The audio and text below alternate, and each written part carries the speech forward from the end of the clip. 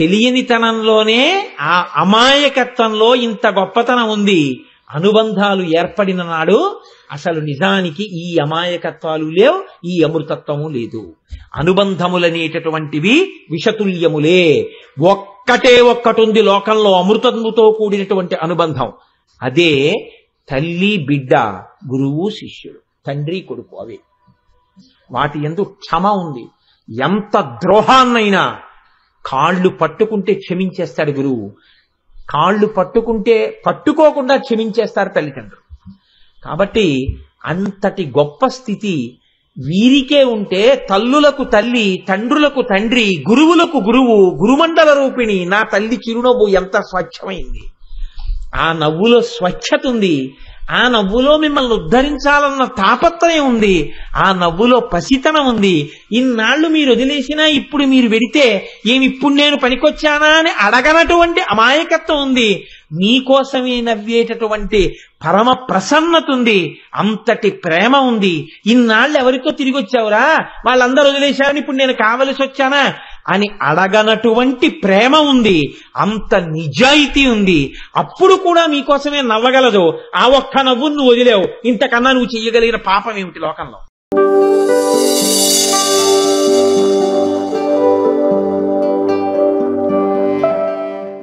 నిజ సల్లాప మాధుర్య వినిర్భచ్చిత కచ్చపి. ఈ నామం గురించి ఇందులో మనం కొంత పరిశీలన చేసి ఉన్నాం. ఆ తల్లి యొక్క అనుగ్రహాన్ని పొందేటటువంటి ప్రయత్నం చేశాం. అమ్మవారిని నామములు పెట్టి పిలవడం అంటే అది కేవలం అన్ని పేర్లు పెట్టి పిలిస్తే పలుకుతుంది అని కాదు.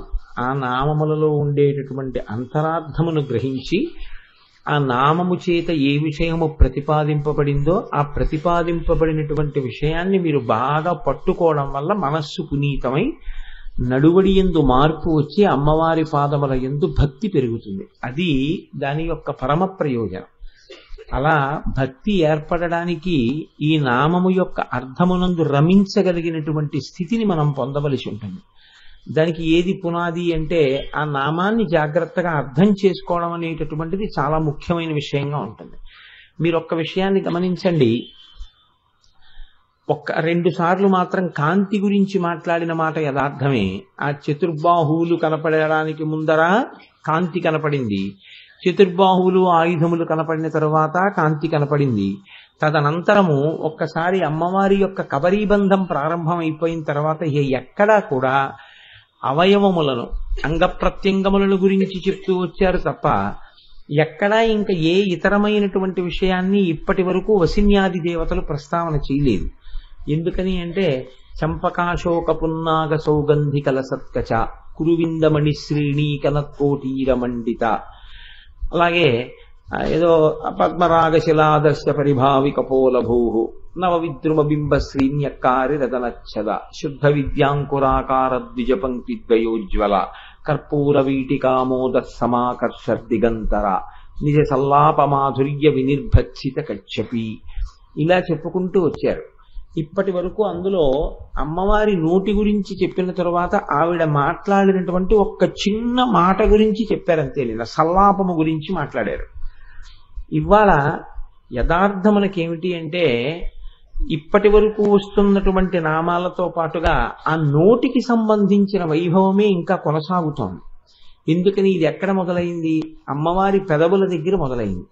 ఆ తర్వాత అమ్మవారు వేసుకున్నటువంటి కర్పూర తాంబూలం యొక్క ప్రస్తావన వచ్చింది. తర్వాత ఆమె యొక్క దంతపంక్తి గురించి వచ్చింది.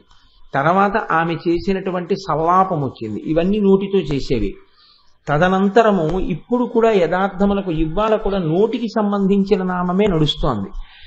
అది ఆ నోటికి సంబంధించి ఇంత గొప్ప ప్రస్తావన చేయడం వెనకాతల కారణం ఒక్కటే. అమ్మవారికి సంబంధించినటువంటి మంత్రంలో అమ్మవారి ముఖము ఒక కూటమి అయి ఉంటుంది. వద అంటే వదనము, వద అంటే మాట్లాడుట. నోరు ముఖమునందు ప్రధాన స్థానమును ఆక్రమించి ఉంటుంది. అందుకని నోటికి సంబంధించి ఇన్ని నామాలు రావడం వెనకాతల కారణం అదే. అందుకే చూడండి, ఇవాళ అంటున్నారు అమ్మవారి గురించి మందస్మిత ప్రభాపూర మధ్య తామేశమానస అని పిలిచారు. ఇది కూడా 16 అక్షరాల నామం. ఇందులో తల్లిని అంటారు మందస్మిత ప్రభాపూర మజ్జత్ కామేశ మానస. అమ్మవారు మందస్మితం చేస్తోంది. ఈ మందస్మితమునకు ఒక కాంతి ఉంది.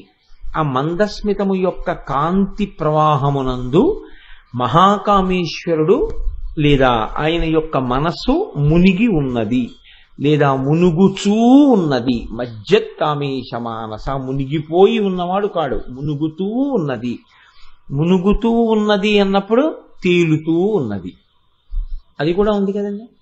మునుగుతూ ఉందంటే మునిగిపోలేదు, మునుగుతూ ఉన్నది అంటే తేలుతూ ఉన్నది. మునిగిపోవడం ఉంటుందా? అలా అని చెప్పలేదు వశిన్యాని దేవతలు. మునుగుతూ తేలుతూ ఉంటాడు ఆయన. అంటే ఇప్పుడు ఎందుకు చెప్పినట్టు ఈ మాట అంటే మీరు కొంచెం జాగ్రత్తగా చూడండి. దీని యొక్క అర్థం 3 కోణాల్లో వెడుతుంది ఈ నామానికి. ఆవిడ మందస్మిత ప్రభాపూర అని మీరు అనేటప్పటికీ ఆవిడ మందస్మితం చేస్తోంది. మనిషికి మీరు కొంచెం జాగ్రత్తగా గుర్తుపట్టగలిగితే అన్నిటికన్నా ఆభరణం ఏది అంటే ముఖం మీద ఉండేటటువంటి చిరునవ్వే. మనిషికి అప్రతిష్ట తెచ్చేది కూడా ఏది అంటే ఆ నవ్వే. అర్థం పర్థం లేకుండా అదే పనిగా నవ్వుతున్నారనుకోండి, లేదా అవతల వారికి కలిగినటువంటి ఆపదయందు కూడా మీరు నవ్వారనుకోండి, అది ఒక్కొక్కసారి చాలా దూరం వెళ్ళిపోతుంది. మహాభారతంలో కురుక్షేత్ర సంగ్రామం వరకు వెళ్ళిపోవడానికి ఆది బీజం పడింది ఆ నవ్వుల దగ్గరే కదండి. నవ్విందా నవ్వలేదా వేరే విషయం, కానీ నవ్వు అక్కడ కారణమై కూర్చుంది. నవ్వు మనిషికి ఎంత అవసరమో అక్కర్లేని నవ్వు ఆ తరువాత ఏడుపుకి కారణం కూడా కావచ్చు. అలాగని అంత ప్రమాదకరమైంది కదా అని నవ్వకుండా ఉండనకూడదు. ఆవిడది నవ్వు ముఖం అండి, ఆయనది నవ్వు ముఖం అండి అంటారు. నవ్వు ఎలా ఉండాలి అంటే శాస్త్రంలో దంతపంక్తి కొద్దిగా కనపడేటట్టు మాత్రమే నవ్వవలసి ఉంటుంది. అంటే అలా ప్రయత్నపూర్వకంగా ఎలా నవ్వుతామంటే అలా ఎలా కుదురుతుంది అనుకోవచ్చు, కానీ అది సహజంగా రావాలి. అలా సహజంగా వస్తే అదో అందం. అలా రాకుండా కొంచెం వికటాట్టహాసం ఉంటే తగ్గించుకునే ప్రయత్నం చేసుకోవాల్సి ఉంటుంది. మనస్సు యొక్క స్థితి ముఖము మీద ఉన్నటువంటి నవ్వు చేత వ్యక్తమవుతుంది. ఆయన నవ్వుతూ ఉన్నారండి అన్నారు అనుకోండి, అంటే ప్రసన్నంగా ఉన్నాడండి. అబ్బో ఆయన చిరుబుర్రులు ఆడుతున్నాడండి, మనిషి నవ్వుతూ లేడు అంటే ఆయన కోపంగా ఉన్నాడండి, అప్రసన్నంగా ఉన్నాడండి అని గుర్తు. ఈ మందస్మితం అనేటటువంటిది అవతల వారి యొక్క మనస్సు యొక్క స్థితిని ప్రతిబింబిస్తుంది. ఇప్పుడు అమ్మవారు ఎలా ఉంది? మందస్మిత ప్రభాపూర. అమ్మవారు కేవలం చిరునవ్వు నవ్వట్లేదు, ఆ చిరునవ్వులోంచి ఒక కాంతి వస్తోంది. ఈ మాట ఎందుకు వేశారో తెలుసా అండి? 2 కారణాలకు వేశారు. ఒకటి, ఎంత అమ్మవారైనా బిగుసు కూర్చుంది అనుకోండి, మీకు ఉపాసన అంత తేలిక కాదు. మీకు అందులో నేను ఒక మాట చెప్తాను చూడండి. తెల్లవారుజామున 4 గంటలకు మీరు స్నానం చేసేసి పూజామందిరంలోకి వెళ్ళి ధ్యానం చేస్తూ కూర్చునేటప్పటికీ కొంచెం అంత నిశ్శబ్ద వేళలో ఓ చిరునవ్వు నవ్వుతూ తల్లి మీకు ద్యోతకమైందనుకోండి, సంతోషంగా ఉప్పొంగుతుంది మనస్సు. అలా కాకుండా ఆవిడ మూతి ముడుచుకుని బిగదీసు కూర్చున్నట్లు కనపడింది అనుకోండి, మీకు కూడా కొంచెం ధ్యానం చేయడానికి కాస్త తొట్టుపాటు వస్తుంది. ఇప్పుడు ఈ నామం యొక్క ప్రధాన ప్రయోజనం ఏమిటంటే మీ యొక్క ఉపాసనకి ఆ వస్తువుని అందించే ప్రయత్నం కొంత ఉంది. అమ్మవారి గురించి మీరు చదువుతున్నప్పుడు తల్లి చాలా ప్రసన్నురాలై ఉంటుంది. ఎప్పుడు ఆవిడ చక్కటి చిరునవ్వు నవ్వుతూ ఉంటుంది. మా అమ్మ లేచావా నాన్న, స్నానం చేశావా, దా అని పిలుస్తూ ఉంటుంది. ఎంత చిరునవ్వో నా తల్లిది అనుకుని మీరు ఇక్కడ భావన చేస్తూ వెళ్ళి కూర్చున్నారనుకోండి, ధ్యానానికో పూజకో, మీకు వెంటనే ఒక ఆప్యాయత, ఒక దగ్గరితనం ఏర్పడుతుంది. మీరు స్వతంత్రంగా అమ్మవారి పూజకి ఉపక్రమించగలరు. లేకపోతే కొంచెం ఇబ్బంది వస్తుంది. మీరు చూడండి, మనకి విజయవాడ కనకదుర్గమ్మ తల్లి ఉంది. మీరు ఇలా అమ్మవారిని ఇతపూర్వం చూడని వాళ్ళు ఎవరైనా వెళ్ళి ఇలా చూశారనుకోండి, మీరు వాళ్ళ తాలూకా ప్రతిస్పందన కోసం మీరు ఇలా ఎదురు చూస్తుంటే వాళ్ళు ఏమంటారంటే అబ్బో ఎంత నవ్వుతోందో అంటారు. మీరు చూడండి, కనకదుర్గమ్మకి ఇలా ఎర్రటి గీత ఉండి ఇలా ఇలా ఉంటుంది. ఎంత నవ్వుతూ ఉంటుందో, ఇంత గుండ్రటి బొట్టు పెట్టుకుని పసుపు రాసుకుని ఇంత నవ్వుతూ ఉంటుంది. ఆవిడ పరమ ప్రసన్నంగా ఉంటుంది. లలితాపరాభట్టారిక స్వరూపం చిరుమందహాసం చేస్తుంది. అంటే పెద్ద నవ్వు కాదు, కానీ చూడగానే అబ్బా చాలా ప్రసన్నంగా ఉంది అమ్మవారు ఆవిడికి ప్రసన్నం ఉంది అని మీరంటే అప్రసన్నం కూడా ఉంది అని గుర్తు కదండి. ఆయన ఇవాళ చాలా సంతోషంగా ఉన్నాడండి అంటే ఒక్కొక్కసారి ఏడుస్తూ కూడా ఉంటాడని గుర్తు. ఇప్పుడు అమ్మవారు ప్రసన్నంగా ఉంది అంటే ఆవిడ అప్రసన్నంగా ఉంటుంది అని లేదు అసలు. కానీ ఆవిడ ఎప్పుడూ అలా ఉంటుంది అని మీకు తెలియజేయడం కోసం మీ మనస్సు ఒక ఊహా చిత్రాన్ని గీయవలసి ఉంటుంది. ఒక ఊహా చిత్రాన్ని గీయకుండా మనస్సు ఎలా వెడుతుంది ఆ వస్తువు దగ్గరికి? వెళ్ళలేదు. అసలు ప్రధాన ప్రయోజనం ఏమిటో తెలుసా అండి? మనసుని సంస్కరించడమే. మీరు ఎప్పుడు జ్ఞాపకం పెట్టుకోండి. శరీరమునకు సంస్కరించి దీన్ని సంస్కరించడం వల్ల ప్రయోజనం ఎంతవరకు వస్తుంది అంటే దీన్ని సంస్కరించడం మనసుని సంస్కరించడం కోసం. ఆ మనసు జారిపోకుండా శరీరాన్ని సంస్కరించుతూనే ఉండాలి. దీన్ని ఎప్పుడూ సంస్కరించకుండా మాత్రం వదిలిపెట్టకూడదు, సంస్కరించుతూనే ఉండాలి. మీరు చూడండి, డాక్టర్ గారు స్టెత్ పెట్టి చూసి కడుపులో నొప్పిగా ఉంది అన్న, భుజంలో నొప్పిగా ఉందన్నా, కన్నుపోటుగా ఉందన్నా, లేకపోతే ఏదో నాకు కాస్త వీపు నొప్పిగా ఉందండి అన్న, కాళ్ళు ఆగుతోందన్నా, ఆయన రాసే మాత్రం ఎటువైపు నుంచి వెళ్ళాలి? నోట్లోంచే వెళ్ళాలి. ఆ ఏ ఔషధమైనా ఏ శరీరావయవమునకు ఇబ్బంది వచ్చినా అది వెళ్ళవలసింది నోటి ద్వారా మాత్రమే వెళ్ళినట్లు మీరు ఎటువైపు నుంచి రండి, శుద్ధి దేనికి ఏర్పడవలసి ఉంటుంది అంటే మనసుకి ఏర్పడవలసి ఉంటుంది. కాబట్టి మనసు చూడడంలో అమ్మవారి యొక్క మూర్తిని మీరు పట్టుకోవాలి. ఇప్పుడు ఆవిడ యొక్క నవ్వు మందస్మిత ప్రభాపూర మజ్జత్కామేశ మానస. ఈ నవ్వు ఇలా ఉంటుంది, ఆ చిరునవ్వు అని నేను అన్నాను అనుకోండి. ఇప్పుడు అమ్మవారు ఒక్కరే మీకు కనపడడం ప్రారంభం చేస్తారు. వసిన్యాది దేవతల యొక్క గొప్పతనం ఏమిటంటే నవ్వును అడ్డు పెట్టి ఈశ్వరుణ్ణి కూడా మీకు దర్శనం చేయిస్తున్నారు. అడ్డు పెడుతున్నది నవ్వు, కానీ మీకు దర్శనం పరమేశ్వరుడికి కూడా అవుతోంది. ఎలా చేయించగలుగుతున్నారు అలా దర్శనం అంటే ఆమె యొక్క మందహాసపు కాంతులలో మహాకామేశ్వరుడు మునిగి తేలుచున్నాడు, లేదా మునుగుచున్నాడు, లేదా తేలుచున్నాడు. మీరు ఎలా చెప్పినా సరే మునిగిపోయాడు అని మాత్రం అనకూడదు. ఎందుకో తెలుసా అండి? మునిగిపోయాడు అనుకోండి మళ్ళీ ఓ ఇబ్బంది వస్తుంది. ఆయన మన్మథుడికి వశమైనా అయిపోతాడు, లేదా ఆ ఆనందం ఒక స్థాయికి వెడితే ఆయన సమాధిలోకి వెళ్ళిపోయి మళ్ళీ దక్షిణామూర్తన్నా అయిపోతాడు. మునిగి తేలుతూ ఉన్నాడనుకోండి ఆవిడ బహిర్ముఖుణ్ణి చేసి ఉంచుతుంది. దక్షిణామూర్తిగా తనలో తాను రమించడానికి ఉండదు. కళ్ళు విప్పి చూస్తూ, కదులుతూ, చేతులు కదుపుతూ, కాళ్ళు కదుపుతూ, మీ మొరలు వింటూ, నా మొరలు వింటూ, మనకి జ్ఞానం ఇస్తూ, మోక్షం ఇస్తూ చేస్తూ ఉంటాడు. ఇప్పుడు ఆయన కదిలేటట్టు, తేలుతూ ఉండేట్టు, మునిగిపోకుండా ఉండేట్టు, మునిగి తేలుతూ ఉండేట్టు ఎవరు చెయ్యాలి? ఆ నవ్వు చెయ్యాలి. ఆ నవ్వెవరిది? ఆవిడిది. అంటే ఈ నవ్వు ఎప్పుడైనా ఆగచ్చా అంటే ఎప్పుడు ఆగదా నవ్వు. ఎవరి కోసం? మహాకామేశ్వరుణ్ణి ఆ స్థితిలో ఉంచాలంటే ఆ నవ్వు అలాగే ఉంటుంది. ఎందుకు ఉంచాలి అలాగే అంటే ఆయన సమాధి ఎందుంటే ఆవిడేం వేరైపోదు, ఆవిడ ఆయనలోనే ఉంటుంది ఎప్పుడు, ఆయన శక్తి స్వరూపంగా. కానీ మీకు నాకు తండ్రిని అందించాలి.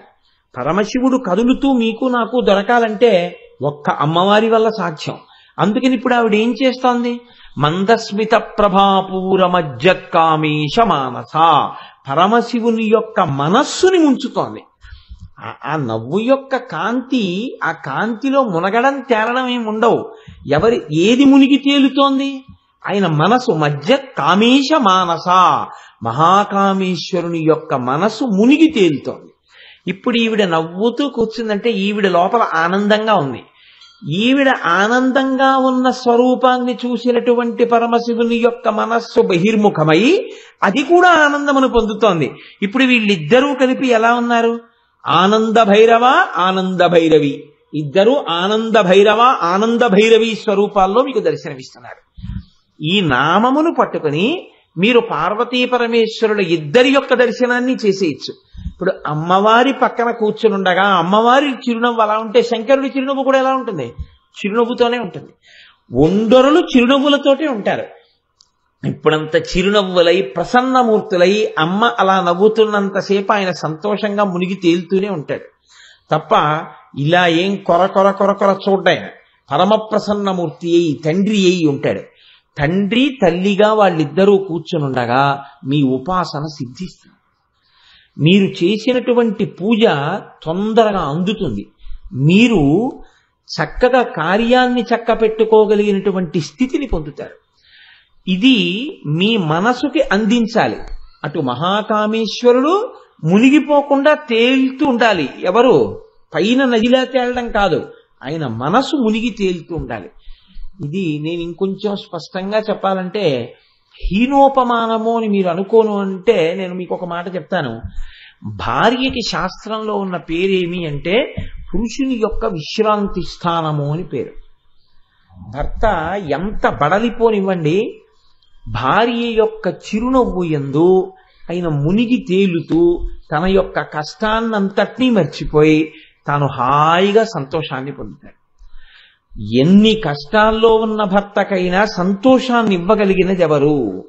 ఎవ్వరూ ఇవ్వలేరు, ఒక్క భార్యయే ఇవ్వగలదు. మీకు నేను ఒక్క ఉదాహరణ చెప్తాను. శ్రీరామాయణంలో తండ్రి పోయాడు, రాజ్యం పోయింది, అందరూ దూరం అయిపోయారు. ఇంతమంది పోయినా రామచంద్రమూర్తిని మీరు రామాయణంలో జాగ్రత్తగా గమనిస్తే సీతమ్మ పక్కనున్నంతసేపు ఆయనకి ప్రకృతి సంబంధమైనటువంటి కష్టాలు కూడా, విరుద్ధమైన భావాలు కూడా ఆయనకి కష్టంగా అనిపించేవి కావు, సంతోషంగానే ఉండేవి. ఎందుకని అంటే సీతమ్మ పక్కనుంది. ఎన్ని కష్టాలలో రాముడున్నా ఆవిడ ఎప్పుడూ ఆ పుండు కెలకబడేటట్టుగా ఆవిడ ప్రవర్తించలేదు. ఆవిడ ఎంత ప్రసన్నంగా ఉండేదంటే, ఎంత సంతోషంగా చిరునవ్వులు పండిస్తూ ఉండేదంటే తనకి కష్టం ఉందా అని రాముడు మర్చిపోయాడు. మీరు చూడండి జాగ్రత్తగా రామాయణాన్ని. రాముడు అరణ్యవాసం చేశానన్నంత కష్టంతో ఎప్పుడు చేశాడంటే 1 సంవత్సరమే చేశాడు యథార్థాన్ని. ఎప్పుడు? సీతమ్మ పక్కన లేనప్పుడు. సీతమ్మ పక్కనున్న రాముడి అరణ్యవాసాన్ని మీరు చూడండి రామాయణంలో, అలవోకగా ఉంటుంది అరణ్యవాసం. చక్కగా ఋషుల ఆశ్రమానికి వెడతాడు, ఈ ఆశ్రమానికి వెడతాడు, ఆ ఆశ్రమానికి వెడతాడు, ఎంత సంతోషంగా ఉంటుందో. అందుకే ఇల్లు అనగా ఏమి అని అడిగారు. ఇల్లు అంటే ఇటకలోనూ ఇంకొకటి కాదు, కేవలము భార్యకే ఇల్లు అని పేరు. గృహస్థాశ్రమము అంటే గృహిణి ఉన్నది గృహము, ఆమెయే గృహము. భర్త యొక్క సుఖము, భర్త యొక్క దుఃఖము, ఉపశమనము ఆమె యందే నిక్షిప్తమై ఉంటాయి. నిక్షిప్తమై ఉన్నప్పుడు ఇప్పుడు అమ్మవారు అలా ఉంటే తన భర్తని అలా ఉంచగలిగింది. శంకరుడి యొక్క మనస్సు మునిగి తేలేటట్టు చెయ్యగలిగింది. ఇది మీరు బాగా జ్ఞాపకం పెట్టుకోండి. బాధ్యత అని మీరు అనుకోకపోతే ఆడదానికి జన్మతః పొందినటువంటి వరం ఇది. భార్యాస్థానంలో ఎవరు కూర్చుంటారో వాళ్ళకొక్కరికే ఈశ్వరుని చేత ఇయ్యబడినటువంటి మహోత్కృష్టమైనటువంటి వరము. పురుషుడు ఇక్కడ తాను పొందలేకపోయినటువంటి సుఖాన్ని ఎక్కడైనా పొందాడనుకోండి, ఆయన అప్రతిష్ట పాలవుతాడు, ఆవిడ అప్రతిష్ట పాలవుతుంది. అది హద్దులు మీరితే 7 తరాలు నశించిపోతాయి. ఈయన ఇక్కడ అన్నం లేకపోతే ఇంకొక చోట అన్నం తిన్నాడు, ఇబ్బంది లేదు. ఇవాళ ఇక్కడ పలహారం లేదు, ఇంట్లో భార్య చేయలేకపోయింది, వేరొక చోట పలహారం చేశాడు, ఇబ్బంది లేదు. ఈయన ఇవాళ ఇక్కడ ఆయనకి ఏదో ఇంట్లో జరగవలసినటువంటి విధానంలో విషయం జరగలేదు, వేరొక చోటుకి వెళ్ళి అక్కడ చేసుకున్నాడు. ఏదో కారణాంతరాల చేత ఇంట్లో చేయడానికి కుదరలేదు, ఒకటి ఓ దేవాలయంలోకో ఎక్కడికో వెళ్ళి కూర్చుని చేసుకున్నాడు, ఇబ్బంది రాలేదు. భార్య దగ్గర పొందవలసినటువంటి సుఖాన్ని, సంతోషాన్ని, విశ్రాంతిని, ఆనందాన్ని ఇక్కడ కాకుండా ఇంకొక చోట అనుభవిస్తున్నాడు. ఇప్పుడు ఇద్దరికీ పతనహేతు. ఎంతమందికి? ఇద్దరికి కాదు, మొత్తం సమాజానికే ప్రమాదకరం, చాలా ప్రమాదకరం. ఒక పురుషుడు వేరొక చోట విశ్రాంతి స్థానం పొందకూడదు. స్త్రీ తన వలన అలా పురుషుడికి విశ్రాంతి దొరకకుండా ఉండకూడదు. ఈయన వేరొక చోట పొంది ఆ ఆనందము నాకు అక్కడ దొరికిందన్నమాట ఆయన నోటి వెంట రాకూడదు. అలా వచ్చిందంటే మొత్తము సమాజమంతా ప్రశ్నార్థకమై కూర్చుంటుంది. అలా కాకూడదంటే అది భగవంతుడు ఏం చేశాడంటే పురుషుడి యొక్క మనస్సు విశ్రాంతి పొందేటట్టుగా, అలా పక్కన ఉండేటట్టుగా ఆ స్థితిని భార్యాస్వరూపమునందు నిక్షేపించాడు. అది ఆశ్చర్యం అండి. అందుకే లోకంలో ఒక సామెత ఉంది, ఇదేంటి ఎవడి భార్య వాడికి రంభ అని. అందుకే నాకు వేరొకరి ఇల్లాలు మహాలక్ష్మి, నాకు వేరొకరి ఇల్లాలు పార్వతీదేవి. కానీ నా ఇల్లాలు నా దగ్గరికి వచ్చేటప్పటికి నా శాంతి స్థానం, నా విశ్రాంతి స్థానం, నా సుఖస్థానం. నేను తెలిసి అన్నాడో తెలియకన్నాడో నాకు తెలియదు, కానీ మా ముత్యాల సత్యనారాయణ ఒకప్పుడు ఒక మాట అన్నాడు. వీడికి ఎంత శాస్త్రం తెలిసి అన్నాడు రా ఈ మాటని నేను ఆశ్చర్యపోయాను నిజంగా. నేను ఒకసారి ఒక ఊరు వెళ్ళాను, వెళితే ఏదో ఒక 5 రోజులు ఎంతో కొసరి డేట్లు ఇస్తుంటాను పై ఊళ్ళంటే సెలవులు లేక. ఆ ఊళ్ళో ఉపన్యాసాలు అవుతుంటే ఊరి వాళ్ళు అన్నారు, మీరు ఎప్పుడూ మాకు 3 రోజులు 5 రోజులే ఇస్తున్నారు, కాకినాడ అయితే 40 రోజులు 50 రోజులు మీ ఇష్టం, వాళ్ళు అడగక్కర్లేదు ఎక్స్టెన్షన్లు, మీరే చెప్పేస్తుంటారు. వాళ్ళు చేసుకున్న పుణ్యం ఏమిటి, మేము చేసిన పాపం ఏమిటి అన్నారు. వాళ్లే పాపకర్మ, ఎందుకో తెలుసా నన్ను భరిస్తున్నారు, మీరు పుణ్యాత్ములు 5 రోజుల్లో వదిలిపోతుంది అంటే వాళ్ళన్నారు అక్కర్లేదు మాకు చెప్పండి అన్నారు. అంటే నేను అన్నాను అక్కడ ఆఫీసు అవి ఇవి అన్నీ కుదరదండి, అక్కడ పైగా తను మీ హాయిగా మీ ఆవిడని కూడా తీసుకురండి అన్నారు. మా ఆవిడ ఉద్యోగం చేస్తోందండి, అలా తీసుకురావడం కుదరదు, ఇద్దరికి సెలవులు దొరకాలని ఏదో అంటుంటే ఆయన అన్నాడు, మీకెందుకండి, నీకు ఇంట్లో ఎలా చేసి పెడతారో అంత బాగా చేసి పెడతాం మేము, అంత అన్ని మేము ఏర్పాట్లు చేస్తాం, ఒక్క 10 రోజులు మా ఊళ్ళో చెప్పండి అన్నాడు. అంటే నేనేం అనలేదు. మా ముత్యాల సత్యనారాయణ అన్నాడు, నువ్వు బంగారం కరిగించి నీళ్లల్లో పోసి మా గురువు గారికి పడితే వచ్చే బలం కన్నా మా అమ్మగారి చేత్తో ఇచ్చిన గుక్కెడి నీళ్లు మా గురువు గారికి బలం అన్నాడు. నేను తెల్లబోయాను, హరి సత్యనారాయణ ఎంత పెరిగిపోయావయ్యా నువ్వు అని. అంటే నేను ఎందుకు అంటే మా ఆవిడ్ని పొగిడాడని నేను సంతోషపడిపోయాను అనుకోకండి. ఒక భార్య స్థానాన్ని అతను నాడి పసిగట్టాడు. ఓ ఎంత పోషకాహారం పెట్టారన్నది కాదు, గురువు గారి యొక్క విశ్రాంతి స్థానము. నాకే కాదండి ఎవ్వరికైనా లోకంలో అలా ఉండడం మర్యాద, అదే మర్యాద లోకంలో. భార్యయే విశ్రాంతి స్థానముగా ఉండడం పురుషుడికి మర్యాద.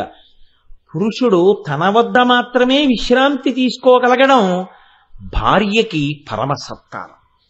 భార్యాస్థానమునకు అంతకు మించిన సత్కారం లేదు, పురుషుడికి ఇంతకన్నా మర్యాద లేదు. ఇవి 2 మారాయనుకోండి ఎక్కడైనా, అది పరమ ప్రమాద హేతువు. అందుకే ఈ స్థాన బలాన్ని ఏ కారణము చేత వేరొక చోట పెట్టే ప్రయత్నం ఎప్పుడూ చేయకూడదు. ఈ స్థానబలం ఆ స్థానబలమే. నువ్వు మా అమ్మాయి లాంటి దానివి అనో తప్పులేదు, మా కోడల్లాంటి దానివనూ తప్పులేదు, నా చెల్లెల్లాంటి దానివనూ తప్పులేదు, నా అక్క లాంటి దానివనూ తప్పులేదు. ఇంకొక మాట నోటి వెంట ఎప్పుడూ ఉండకూడదు, మనసులో ఆలోచన ఉండకూడదు. ఆ స్థానం ఒక్కసారి జీవితంలో, అంతే. ఒక్కరికి ఇస్తారు, ఆ ఒక్కరి అంతే. ఒకవేళ ఎంత విచిత్రంగా ఉంటుందంటే ఈ స్థానాలు శాశ్వతాలా, కాలగతిలో జారిపోతాయి, స్మృతుల చేత బతుకుతారు.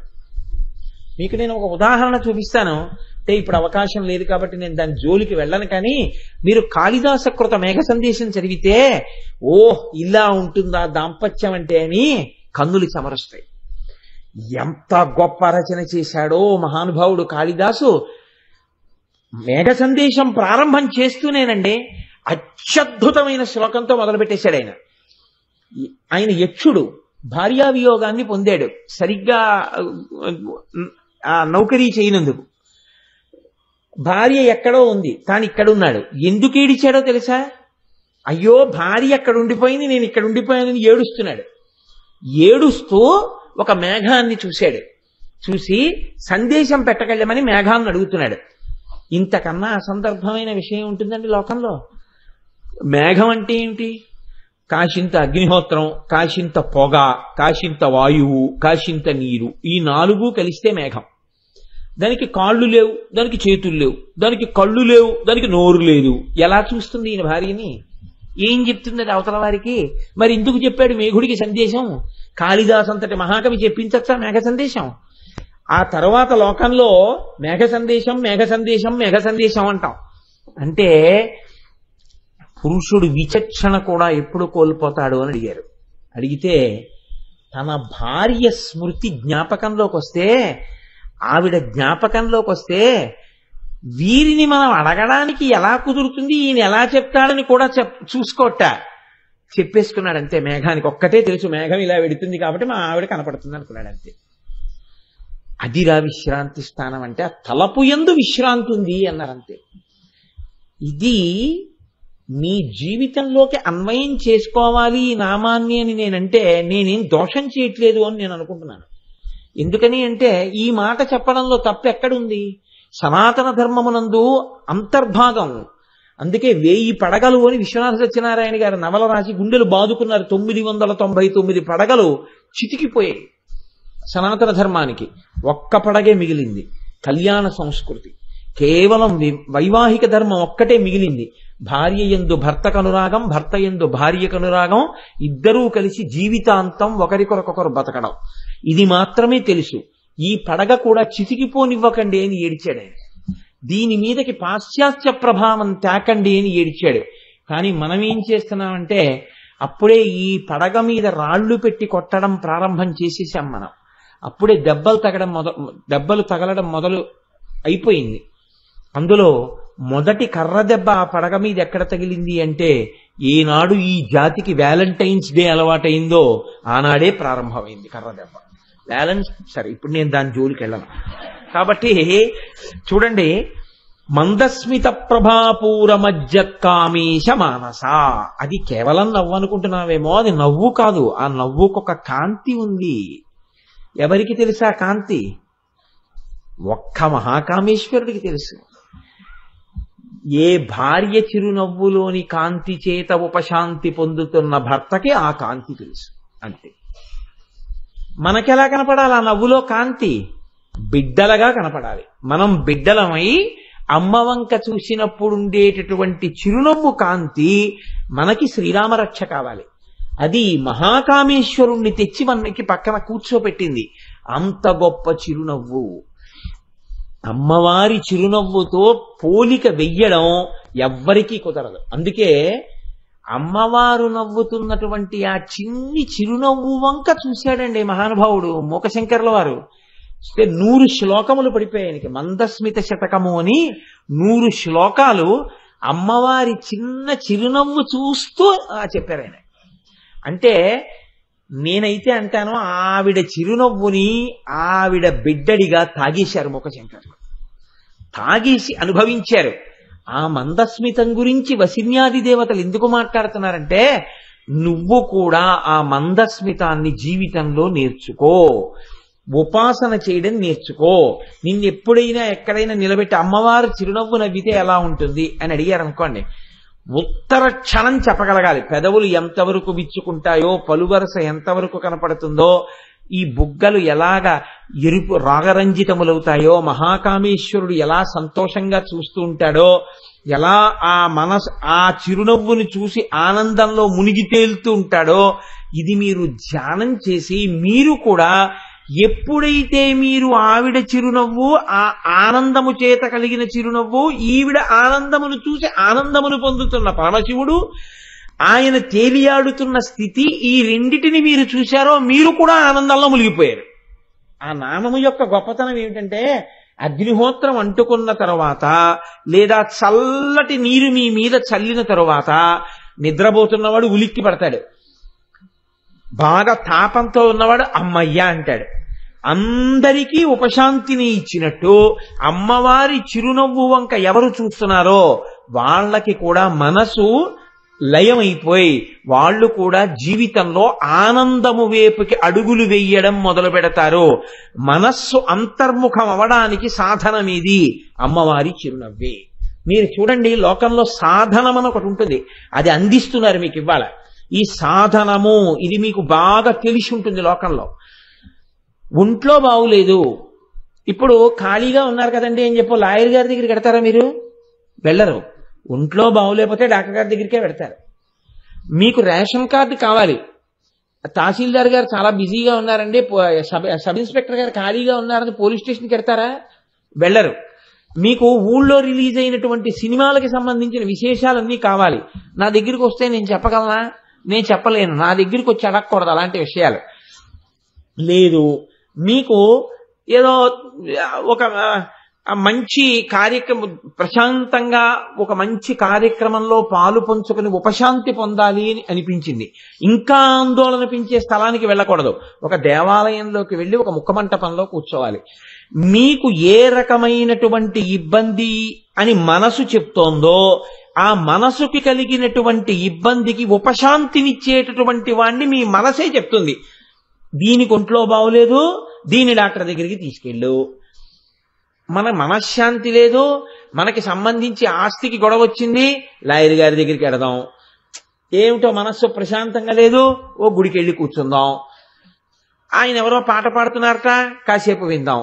భగవంతుడి గురించి ఆ నామం విందాం, మనం కూడా సంతోషిద్దాం. ఇప్పుడు మీకు కలిగినటువంటి క్లేశము, దాని పరిష్కారము మనసే సూచిస్తోంది. మీ మనసు సూచించలేనిది జీవితంలో ఒక్కటే, బాగా గుర్తుపెట్టుకోండి. మీ మనసుకి ఏం తెలుసు? ముందుకి నడవడం తెలుసు, మీ మనస్సుకి వెనక్కి నడవడం తెలియదు. ఇది బాగా జ్ఞాపకం పెట్టుకోవలసిన అంశం సుమండి. మిగిలిన వాటివి ఎలా ఉన్నా పెద్ద బాధ ఏం లేదు, ఇది బాగా గుర్తుండాలి. మనసుకి తనంత తానుగా తెలుసున్నదొక్కటే, ముందుకే నడుస్తుంది. ఎలా నడుస్తుందంటారేమో, నేను ఇలా చూస్తున్నాను అనుకోండి, అది వెంటనే ఏం చేస్తుందంటే ఈ కళ్ళుని ఆధారం చేసుకుని మనస్సు ఇంకో చోటుకి వెళ్ళిపోయి అది ఏమిటి, ఆ బోర్డు ఏదో పెట్టారు ఏమిటంటా ఉంటుంది, శరీరం ఆగుతుంది. ఇప్పుడు ఈ కళ్ళు చూస్తాయి, కళ్ళు చూస్తుంటే నోరు చదువుతుంది, చదివిన దాన్ని మనసు గ్రహిస్తుంది. గ్రహించిన తర్వాత ఈ మనసు ఏం చేస్తుందో తెలుసా అండి, సంకల్ప వికల్ప సంఘాతం. అయితే ఒక పెద్ద ఇది పెడుతున్నారనమాట, ఏదో వస్తువులన్నీ అమ్మేటటువంటి ఒక పెద్ద ఎగ్జిబిషన్ ఒకటి పెడుతున్నారా.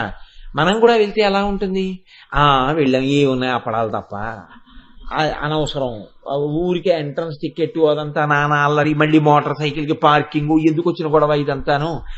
దానికన్నా కూడా ఇంకో పని చేస్తే, ఇప్పుడు అది ఏం చేసింది, కన్ను పట్టుకుని వెళ్ళింది కాసేపు, ఆ తర్వాత అలా వెళ్ళిపోతూ ఉంటుంది. ఈలోగా ఎక్కడో ఏదో వినపడుతుంది ఆటోలో, ఇది వింటుంది, ఏమిటి అని ఆటోలో చెప్పారనుకోండి, ఏదో ఉదాహరణ ఇస్తున్నాడు, మనకేం అలా ఆటోలో గిటోలో చెప్పామనుకోండి, ఆ లలితా సహస్రనామ స్తోత్రం మీద వాడెవడో వ్యాఖ్యానం చేస్తున్నాడు అయ్యప్ప స్వామి గుళ్ళో అని వినపడింది అనుకోండి. ఇప్పుడు విడితే అంటుంది, వాడి మొహం వాడికి ఏం చేసి వాడు ఏం చెప్తాడు, ఎందుకు వచ్చింది అంటుంది. కాసేపటికి అంటుంది, ఫోన్లే రేపు ఖాళీ కదా, ఒకసారి ఇళ్ళొద్దాం, పోయిందే ఉంది, వాడి అసమర్థత విచారణ చేద్దాం మనం అని వస్తుంది. కాబట్టి ఇప్పుడు కన్ను పట్టుకుని ముందుకెడుతుంది, చెవి పట్టుకుని ముందుకెడుతుంది, స్పర్శ పట్టుకుని ముందుకెడుతుంది. దీనికి ఎవరో తగిలారు, ఎవరు తగిలారు ఆలోచిస్తుంది. స్పర్శ చేత ముందుకెడుతూ ఉంటుంది, ఏదో ఇక్కడ కాలింది లేకపోతే ఏదో కుట్టింది, వెంటనే ఎవరు కుట్టారు అని చూస్తుంది. ఇంకొకటి ఉంది అని చూస్తూ ఉంటుంది, ఎప్పుడు ఇంకొకటి అని చూస్తుంది, ఇంకొకటి అన్నప్పుడల్లా రెండు చూస్తుంది, 2, 3, 5, 100, 10, 1000, కోటి ఎంతైనా చూస్తుంది, భాగించి చూపిస్తుంది. మిమ్మల్ని మాత్రం ఒకటి చేస్తుంది, మీరొక్కరొక పక్క, అవన్నీ ఒక పక్క చేస్తుంది, చేసి ముందుకి నడుస్తుంటుంది. దీనికి వెనక్కి వెళ్ళడం రాదు. వెనక్కి వెళ్ళింది అనుకోండి, బాగా గుర్తుపెట్టుకోండి, ఆ జన్మ సార్థకత పొందుతోందని గుర్తు. మనసు ముందుకి నడిస్తే వాడు మనుష్య శరీరంతో ఏమీ పొందట్లేదు. మనసు వెనక్కి నడిస్తే వాడు ఖచ్చితంగా ఉత్కృష్టత పొందేస్తున్నాడు. వెనక్కి నడవడం అంటే ఏంటో తెలుసా అండి, ఇప్పుడు ఈ కంటితో చూడడానికి ఏం లేదు దానికి, ఈ చెవితో వినడానికి ఏం లేదు దానికి, ఈ చర్మంతో ముట్టుకోవడానికి ఏం లేదు దానికి, ఈ నాలుకతో రుచి చూడడానికి ఏం లేదు దానికి. కానీ ఇదేం చేస్తుందంటే అదే సంకల్పం చేస్తుంది, ఈ 5 ఇంద్రియాల నుంచి నేను విడిపోతున్నాను అంటే. విడిపోతున్నానన్నప్పుడు కూడా ముందు దేన్ని మూసేస్తుంది, తలుపు దీన్ని మూసేస్తుంది. అంటే ఇప్పుడు ఎన్నున్నాయో అన్నీ నాలోకి రావడానికి వీల్లేదంటుంది, ఇది మూస్తుంది. అనగానే ఇంకేమిటి, the doors are once for all closed, మళ్ళీ నేను చెప్పే వరకు ఏది లోపలికి రాకూడదు, ఆర్డర్ ఇచ్చిందనమాట. అంటే ఇప్పుడు వెనక్కి వెళ్ళే ప్రయత్నం చేస్తోంది, ముందుకు వెళ్ళడానికి ప్రయత్నం చేయట్లేదు. తర్వాత ఇంకా నేనేం వినడానికి వీల్లేదు. మరి ఏం చేస్తావు, ఇంతకు ముందు ఎప్పుడో చూసింది ఈ కళ్ళతో, ఎక్కడో శ్రీశైలంలో ఉన్నటువంటి మల్లికార్జున లింగాన్ని చూసింది ఈ కళ్ళతోటి. ఇప్పుడు ఇక్కడ కళ్ళు మూసుకుంటుంది, శ్రీశైలం దేవాలయంలోకి వెడుతుంది. ఆ ఎదురుగుండా ముఖమంటపంలో ఉన్న నందీశ్వరుణ్ణి చూస్తుంది. ఈయనే సలగల బసవన్న అంటారు. కలియుగాంతంలో ఈయన లేచి రెంకె వేస్తాడు. కృష్ణానది పొంగుతుంది. పొంగితే వెళ్లి ఇంద్రకీలాద్రి మీద ఉన్న కనకదుర్గమ్మ యొక్క ముక్కు నత్తుని అంటుకుంటుంది. అంటుకున్నప్పుడు నీటి చేత ఈ లోకం నిండిపోతుంది. ఆ నంది ఈ నంది అంటుంది. కుడి పక్కకి చూస్తుంది. ఇదే త్రిఫల వృక్షం. ఇదిగో ఇక్కడే మేడి, జువ్వి, రాగి కలిసి ఉన్నాయంటుంది, రావి ఉన్నాయంటుంది. అలా ఎడం పక్కకి ఎడుతుంది. గుడి పక్క తలుపులోంచి లోపలికెడుతూ ఇలా చూసి ఇక్కడే పాతాళగంగ, ఇందులో నీళ్లు పట్టుకొచ్చే శివలింగానికి అభిషేకం చేస్తారంటుంది. ఇలా లోపలికెడుతుంది. ఇనప ఊచలు కట్టి ఉన్నాయి. అక్కడ నిలబడుతుంది. తెరేసేసి ఉంది. సుప్రభాతం జరుగుతున్నారు వచ్చిన అర్చకులు.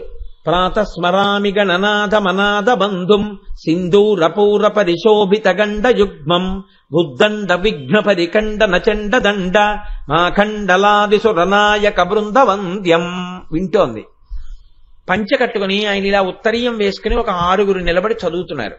వాళ్ళ మెళ్లల్లో పెద్ద పెద్ద లింగకాయలు ఉన్నాయి. అవన్నీ చూస్తోంది. చూసి తెర తీశారు. ముందెవ్వరూ చూడకండి, నంది చూడాలి అంటున్నారు. ఇలా వెనక్కి వంగింది. ఇప్పుడు చూడాలి. ఇలా ముందుకి వంగి నంది శృంగములలోంచి చూశాడు. చిన్ని శివలింగం కనపడుతోంది ఆలయం లోపల. అర్చకులు లోపలికి ఎడుతున్నారు. కొంచెం తప్పుకుంటే బాగుండు అంటోంది. ఆయన అటు వెళ్ళాడు. ఆ చిన్న శివలింగం గోడుగా కనపడింది. అబ్బా అనుకుని ఇలా నిలబడింది. ఈ మూల రత్నగర్భ గణపతి కనపడ్డారు. ఇలా లోపలికెళ్ళి ఇలా ముట్టుకుంది శివలింగాన్ని. చల్లగా తగిలింది చేతులకి. ఆ తడి కళ్ళకి రాసుకుని తలకి రాసుకుంది. ప్రదక్షిణ పురస్సరంగా ఇలా బయటికి వచ్చి ఎడం చేతి పక్కకు బయటికి వెళ్ళింది. కుడి చేతి పక్కన వృద్ధమల్లికార్జునుడు కనబడ్డాడు. ఇలా ఎడం పక్కకి తిరిగింది. వీరభద్రుడు, బయలు వీరభద్రుడి గుడి కనపడింది. ఆ వీరభద్రుడికి నమస్కారం చేసి ముందుకెళ్ళింది. పాండవ ప్రతిష్ఠిత లింగాలు కనపడ్డాయి. 5 లింగాలకే నమస్కారం చేసి మెట్లెక్కుతూ ఎడం పక్కకి జరిగింది. కళ్యాణ మంటపం కనపడింది. ఇక్కడే అసుర సంధ్య వేళలో పార్వతీ కళ్యాణం జరుగుతుంది ఏంది. మెట్లెక్కి పైకి వెళ్ళింది. కుడి చేతి పక్కనేమో చండీ హోమం జరుగుతోంది. ఎడం చేతి పక్కన అరుగుండి వేదపారాయణం చేసేవాళ్ళు కూర్చునున్నారు. గుడిలో ఇలా పక్క నుంచి తలుపు లోపలికి వెళ్ళింది. పెద్ద శ్రీచక్రం, దానికి పక్కన మళ్ళీ శ్రీచక్రాలు వేసున్నాయి. ఇప్పుడు ఈ శ్రీచక్రాల వంక చూసింది. కుంకుమార్చన చేస్తున్నారు. అక్కడికి వెళ్ళి కూర్చుంది. డబ్బాలో ఉన్న కుంకం తీసి తను కూడా వేస్తోంది. అర్చకుడు ఏవో చెప్తున్నాడు. ఇలా ఇలా వేస్తోంది. ఆ కుంకం వాసన తగులుతోంది. చేతికంతటికి కుంకం అంటుకుంది. ఇలా చెయ్యి పెట్టుకుంది. పంచికి కుంకం అంటుకుంది. భార్య అంది ఈ బట్టకి తుడుచుకోండి అని నాప్కిన్ ఇచ్చింది. దానికి ఇలా ఇలా తుడుచుకుంది. నాప్కిన్ అంతా కుంకం అంటుకుంది. ఇప్పుడు మళ్ళీ తొడ మీద చెయ్యేసుకుంది. నైవేద్యం పెట్టండి అని పళ్ళు ఇచ్చారు. అవి ఇలా నైవేద్యం పెట్టింది. దర్శనం చేసుకోండి అన్నారు. లేచి శ్రీచక్రం ముందు నుంచి ఎడుతోంది. చిన్ని గడప వంగి ఇలా చూసింది. ఆకుపచ్చటి చీర, పచ్చటి పట్టు అంచు, ఇలా రెక్కలు విప్పినట్టుగా ఉండి అమ్మవారి ఇలా చూస్తున్నట్టుగా ఉంది మూర్తి. ఓ భ్రమరాంబికాదేవి, అందుకే భ్రమరంలా ఉంది నా తల్లి అనుకుంది. నిమ్మకాయల మాలలు ఇలా కట్టున్నాయి. ఇంత కుంకం బొట్టు పెట్టుకుని పైన కూడా ఇలా కుంకం పెట్టుకుని వృద్ధుడైనటువంటి మిసమిస మెరిసిపోతున్న అర్చక స్వామి అంతరాలయం ముందు ఇలా కూర్చుని ఉన్నారు. దాటి బయటికి వెళ్ళింది. చండీ హోమం పొగ పీలుస్తూ కూర్చుంది. ఈలోగా నాన్నగారండి మీకు ఫోను అంది కూతురు వచ్చి. ఇప్పుడు ముందుకొచ్చింది. ఎందుకు తెచ్చావు? వాళ్ళకి బుద్ధి లేదు. ఉదయం 8 గంటల వరకు ఏ పూజో చేసుకుంటాడో ఫోన్ చెయ్యకూడదన్న ఇంగిత జ్ఞానం చేసేవాడికి ఉండాలి. వాడు చేస్తాడు ఇష్టం వచ్చినట్టు. ఎందుకు ఇస్తావు? చెప్పేసేయి. పూజలో ఉన్నారు, ఫోన్ ఇవ్వనని చెప్పి ఎందుకు తీసుకొస్తావు ఫోన్ అంటే, ఫోన్ మీద చెయ్యేసి ఫలానా నా కర్మ అనుకుని తీసుకుని మాట్లాడలేదు.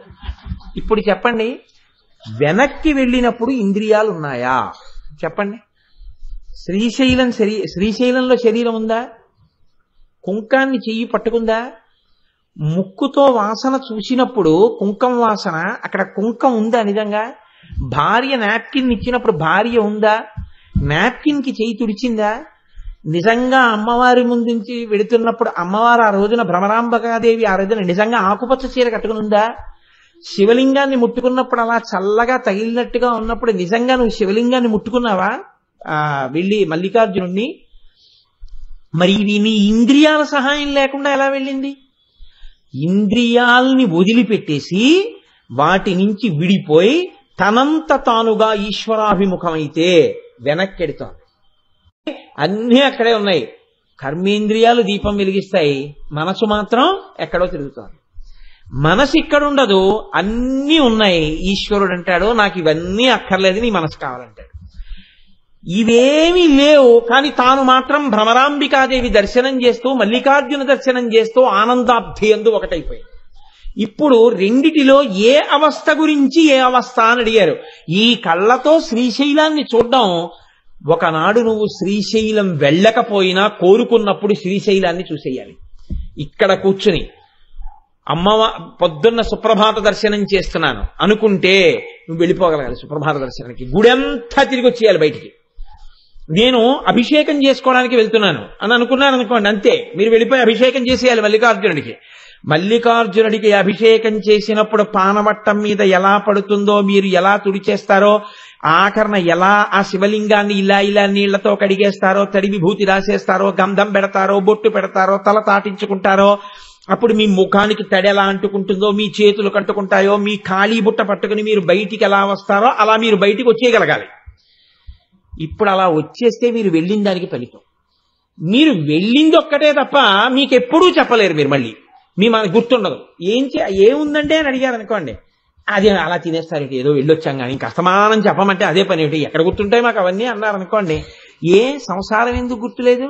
వేలపట్టుని ఇడ్లీ మర్చిపోలేదా? మంచినీళ్లు మర్చిపోలేదా? చేసిన సంసారం ఎన్నాళ్ళైనా మర్చిపోవా? ఈశ్వరుడు ఎందుకు గుర్తుండదు? శ్రీశైలం ఎందుకు గుర్తుండదు? వెంకటాచలం ఎందుకు గుర్తుండదు? అనురక్తి లేదు, ప్రీతి లేదు నీకు. అది దర్శనం చేసేటప్పుడు నీ యందు పొంగు లేదు. నా కొడుకు ఇవాళ 21 ఏళ్ల పిల్లవాడై ఉండొచ్చు, కానీ నా కొడుకు శరీరం మీద పుట్టుమచ్చలు ఎక్కడున్నాయో కూడా నేను చెప్తాను. ఎందుకు చెప్తాను? వాడు పెద్దవాడైపోయిన తర్వాత ఎవ్వరికి తెలియకపోవచ్చు వాడికి ఎక్కడున్నాయో పుట్టుమచ్చలు. నాకు తెలుసు. ఎందుకు తెలుసు? వాడు పుట్టినప్పుడు వాడి ఒంటి మీద నేను ముద్దు పెట్టుకొని అంగుళం జాగా లేకుండా పెట్టుకున్నాను కాబట్టి. ఆ పెట్టుకునేటప్పుడు ఎలా పెట్టుకున్నాను? పెట్టుకోవాలి తండ్రిని కాబట్టి అని పెట్టుకోలేదు, నూనెలో మొహం చూసుకున్నట్టు. పరమ ప్రీతితో పెట్టుకున్నాను. పెట్టుకున్నప్పుడల్లా ఇదిగో వీడికి ఇక్కడ పుట్టుమచ్చ, వీడికి ఇక్కడ పుట్టుమచ్చ అని 100 మార్లు అన్నాను. అందుకే నా కొడుకు ఒంటి మీద ఎక్కడో ఉన్న ఇంత పుట్టుమచ్చ నాకు జ్ఞాపకమే. నీకు శ్రీశైలంలో ఉన్న ఒక్క దేవాలయం నీకెందుకు జ్ఞాపకం ఉండట్లేదు? అంటే మిమ్మల్ని కాదండో, మీరు యావత్ భారతం చెప్తారు, మీరు ప్రాజ్ఞులు, పరమభక్తులు. నేను మీ జోలికి రావట్లేదు, మిమ్మల్ని అంటలేదు. ఎప్పుడైనా ఇలా అంటే నన్ని నాకెందుకు జ్ఞాపకం ఉండదు చూసిన దేవాలయం అంటే? విస్మరణము. మనసుకున్న లక్షణం ఏమిటో తెలుసా అండి? మీరు బాగా జ్ఞాపకం పెట్టుకోండి. ఈ నామము యొక్క ప్రయోజనాన్ని మీరు అలా స్వీకరించలేకపోతే, ఆ నామాన్ని మీరు చెప్పడం వల్ల అమ్మవారికి ఇచ్చిన సర్టిఫికెట్ ఆవిడికి ఎందుకు పనికిరాదు. నీ చిరునవ్వు చాలా బాగుంది అని మీరు చెప్పారనుకోండి, అందులో మహాకామేశ్వరుడు వెలుగుతున్నాడు. ఇంట్లో మీరు మీ ఆవిడే జగడం ఆడుకుంటుంటారు. ఎందుకు ఆ నామం? మీకు ఏమిటి నేర్చుకున్నారు మీరు ఆ నామం చెప్పి? మీరు ఆ నామం వల్ల మీరు ఏమైనా పొందగలుగుతున్నారా? మీకు ఉపకారం ఉంటే మీరు ఒక్కడుగు వెనక్కి వేస్తే మనస్సుతో, దాని వలన ఆ నామానికి ప్రయోజనం. లేనినాడు తప్పు అని కానీ, దానివల్ల ప్రయోజనం లేదని కానీ నేను అంటలేదు. కానీ మీరు యథార్థమైనటువంటి స్థితిని పరిపూర్ణంగా అనుభవించలేనటువంటి స్థితిలోకి వెళ్ళిపోతున్నారు. కాబట్టి చూడండి, మనుష్య జన్మకి సార్థకత అన్నది ఎప్పుడు అంటే, మనస్సు అనేటటువంటిది వెనక్కి వెళ్ళడం వచ్చినప్పుడు. మనసు వెనక్కి వెళ్ళడం అనేది ఎలా ఉంటుందో తెలుసా అండి? మీరు బాగా జ్ఞాపకం పెట్టుకోండి. రామకృష్ణ పరమహంస మాటల్లో అయితే నల్లమందు నేర్చుకున్న నెమలి లాంటిది. ఒక నెమలి తిరుగుతుండేది. పరమహంస ఏం చేశారంటే, ఒక రోజు సాయంకాలం 4 గంటలకు అక్కడ కాస్త నల్లమందు గుళిక వేశారు. అది ముందు అని వెళ్ళిపోయింది. మళ్ళీ ఇలా ఇలా ఇలా ఇలా తిరిగి వచ్చి చూసింది. ఆ నల్ల మందు తింది 4ంటికి. అది మర్నాడు 2ంటికి మళ్ళీ వచ్చి అలా కూర్చుంది. ఎందుకని? దానికి ఆ నల్ల మందు కావాలి. ఇప్పుడు అది అన్ని వాసన చూస్తోంది. దేనికోసమో తెలుసా? ఆ నల్లమందు వాసన కోసం. వెయ్యలేదు పరమహంస. ఇలా వేశారు, అది అక్కడెక్కడ ఉంది, వాసన తగిలింది, పరుగున వచ్చి నల్లమందు మింగేసింది. ఎందుకని? ఆ నల్లమందు మింగేసినప్పుడు ఉండేటటువంటి ఉన్మత్తత కోసం. మీ మనసు వెనక్కి వెళ్ళినప్పుడు ఉండేటటువంటి ఆనందానికి మీరు ఒకసారి అలవాటు పడిపోతే ఆ ధ్యానాన్ని మీ మనసు కోరుకుంటుంది. ఇవన్నీ వద్దు, ఏకాంతం ఉంటే బాగుండు, ఏకాంతం ఉంటే బాగుండు, ఎందుకు వచ్చిన గోల అంటుంది. ఎప్పుడూ అలా సంఘం సంఘం సంఘం, కలిసి ఉందాం, ఇంకా తిరుగుదాం అన్న నాళ్ళు వాడు ఒక్క స్థాయిలోనే నిలబడిపోయాడు. వాడు ఏకాంతం కూడా జీవితంలో కోరుకుంటున్నాడు. అయ్యా నన్ను ఏకాంతంగా వదిలేయండి అని ఏడుస్తున్నాడు అనుకోండి, అది నల్లమందుకు అలవాటు పడ్డ నెమలి. అది ధ్యానాన్ని అడుగుతోంది, అది వెనక్కి వెళ్ళడాన్ని కోరుకుంటోంది. అదే మనుష్య జన్మ యొక్క పరమ ప్రయోజనము. ఎందుకని? మీకు అన్ని వేళలా ఇంద్రియములు ఉపకారం చెయ్యగలిగిన స్థితిలో ఉండవు. నా కళ్ళే కానీ ఇవాల్టి రోజున ఈ పాటి కళ్ళజోడు ఉంటే నేను ఇలా చూస్తే వెంకటేశ్వర స్వామిని ఆపాదమస్తకం నేను వెంకటాచలంలో చూడగలుగుతున్నాను. ఒక్క 4 సంవత్సరాల క్రితం వరకు నాకు ఈ కళ్ళజోడు అవసరం లేకుండా ఎంత దూరంలో ఉన్నదాన్నైనా నిశ్చితంగా చూసి మనసు మీద ముద్ర వేసుకోగలిగాను. 4 సంవత్సరాల తర్వాత నా జీవితంలో ఒక లోటు వచ్చింది. ఏమిటా లోటు? ఇప్పుడు ఈ ఇంద్రియం అలా చూడలేదు. ఇంకా ఈశ్వరానుగ్రహం వల్ల ఏంటంటే అక్షరాల విషయంలో అయితే సమస్య, కానీ చూడడం విషయంలో సమస్య లేదు. ఈ కళ్ళజోడు తీసేసి నేను ఇలా పెట్టేశాను అనుకోండి, అయినా చూడగలను, నాకు కనపడుతుంది. అయితే ఎందుకు పెట్టుకుంటామంటే అక్షరాల కోసం పెట్టుకోవడం. కాబట్టి ఇంకా కొన్నాళ్ళు పోయిందనుకోండి, ఈ కళ్ళజోడు పెట్టుకోకుండా చూడలేకపోవచ్చు. ఇలా వెంకటాచలంలో నేను దర్శనానికి వెళ్ళినప్పుడే వాళ్ళు నన్ను ఇలా పంపించేసే లోపలే 2 చెమట బిందువులు ఈ కంటి అద్దాల మీద పడ్డాయనుకోండి, నేను తీసి తుడుచుకునే లోపల నేను ఘంటామంటపం దగ్గర ఉంటాను. అంటే ఇప్పుడు మీరు ఒక్కటి ఆలోచించండి, నేను వెళ్ళినా నా మనసు అక్కడ నిలబడడానికి నా ఇంద్రియముల సహకారము లేదు. తీర్థయాత్ర దేని కొరకు? నువ్వు చూసినది అనుభవించుట కొరకు. చూసినది అనుభవించడానికి ఏది ఉండాలి? శరీరమునకు దార్ఢ్యం ఉండాలి. బాగా వృద్ధాప్యం వచ్చిన తర్వాత తీర్థయాత్ర కోసం వెంపర్లాడకూడదు. ఎప్పుడు వెంపర్లాడాలి? ఒంట్లో ఓపికండగా యాత్ర చేసేయాలి. ఎందుకో తెలుసా అండి? 2 కారణాలు. ఒకటి, నీ ఇంద్రియములే నీతో సహకరించడానికి ఇష్టపడవు. 2, నీ వెంట వస్తాననేవాడు ఒకడు నీ కోసం అని చెప్పి నిన్ను తీసుకెళ్లడానికి నేనున్నానన్నవాడు ఉండి ఉండకపోవచ్చు. అప్పుడు అది నీ మనస్సుకి ఖేదమే తప్ప నీ మనస్సుకి ఆనందము కాదు. ఎందుకు ఇంతమంది ఉన్నారు, నన్నెవడు తీసుకెళ్లాడన్న భావన వస్తుంది తప్ప అయ్యో నేను వెళ్ళగలను అన్న స్థితి ఎప్పుడు? నీ ఆర్జన నువ్వు చేసుకుంటూ నీ ఒంట్లో ఓపిక ఉండగా నువ్వు వెళ్ళినా నిన్ను అడిగేవాడు ఉండడు. అలాగని నేను యాత్రలకి వెళ్ళిపోండి, పిల్లలకి ఉంచద్దంటలేదు. ధర్మంగా మీరు చక్కబెట్టుకోవలసినవి కూడా మీరు చక్కబెట్టుకోవాలి. దీపం ఉండగా ఇల్లు చక్కబెట్టుకో. ఇవేమీ చెయ్యకుండా జీవితాన్ని ఇప్పటి వరకు ఈశ్వరాభిముఖం చెయ్యనటువంటి వాళ్ళకి వసిన్యాది దేవతలు ఇవాళ అమ్మవారి రూపంలో ఇస్తున్న గొప్ప కానుక ఏది? మనస్సు వెనక్కి వెళ్ళడానికి ఇంతకన్నా గొప్ప ఉపకరణము వేరొకటి ఉండదు. మీరు జ్ఞాపకం పెట్టుకోండి. ఎందుకో తెలుసా అండి? అవతల వారు ఫెయిర్ అండ్ లవ్లీ రాసుకున్నారా, అవతల వాళ్ళు పౌడర్ రాసుకున్నారా, ఇవన్నీ మీకు అనవసరం. మీరు వెళ్ళేటప్పటికి తలుపు తీయగానే ఉత్తర క్షణం వారి ముఖంలో చిరునవ్వు కనపడి ఓ మీరా రండి రండి రండి రండి అన్నారనుకోండి, మీరు వెంటనే వారికి మీకు గొప్ప అనుబంధం ఉన్నది అని సంతోషిస్తారు. వారు తలుపు తీయగానే అన్నారనుకోండి, అయ్య బాబోయ్ అనవసరంగా వచ్చానే అని నిలువునా చచ్చిపోతారు. కాదండి? కాదా? అది యథార్థం. ఒక చిరునవ్వుకంత శక్తి ఉంది. ఆ చిరునవ్వు అవతల వారితో మిమ్మల్ని కలపగలదు. నాకొక అనుబంధం ఉంది, ఇక్కడ నేను ఏదైనా మాట్లాడగలను, నేను ఏదైనా చెప్పుకోగలను, నాకొక స్వతంత్రత ఉంది, వీళ్ళకి నా యందు ప్రీతి ఉంది అని వాళ్ళకి మీ యందు ప్రీతి ఉన్నదని చెప్పడానికి లోకంలో ఒకే ఒక్క సాధనం చిరునవ్వు. ఇది ఎక్కడ ఎప్పుడు ఉంది? అప్పుడు వసిన్యాది దేవతలు చెప్తే అప్పటి నుంచి ఇప్పటికీ, ఇప్పటి నుంచి ఎప్పటికీ ఏది ఉంటుంది? ఆ చిరునవ్వు అలాగే ఉంటుంది అమ్మవారిది. అంటే నీవారు నీవారన్నవారు నీవారు కాకపోవచ్చు అన్నాడు.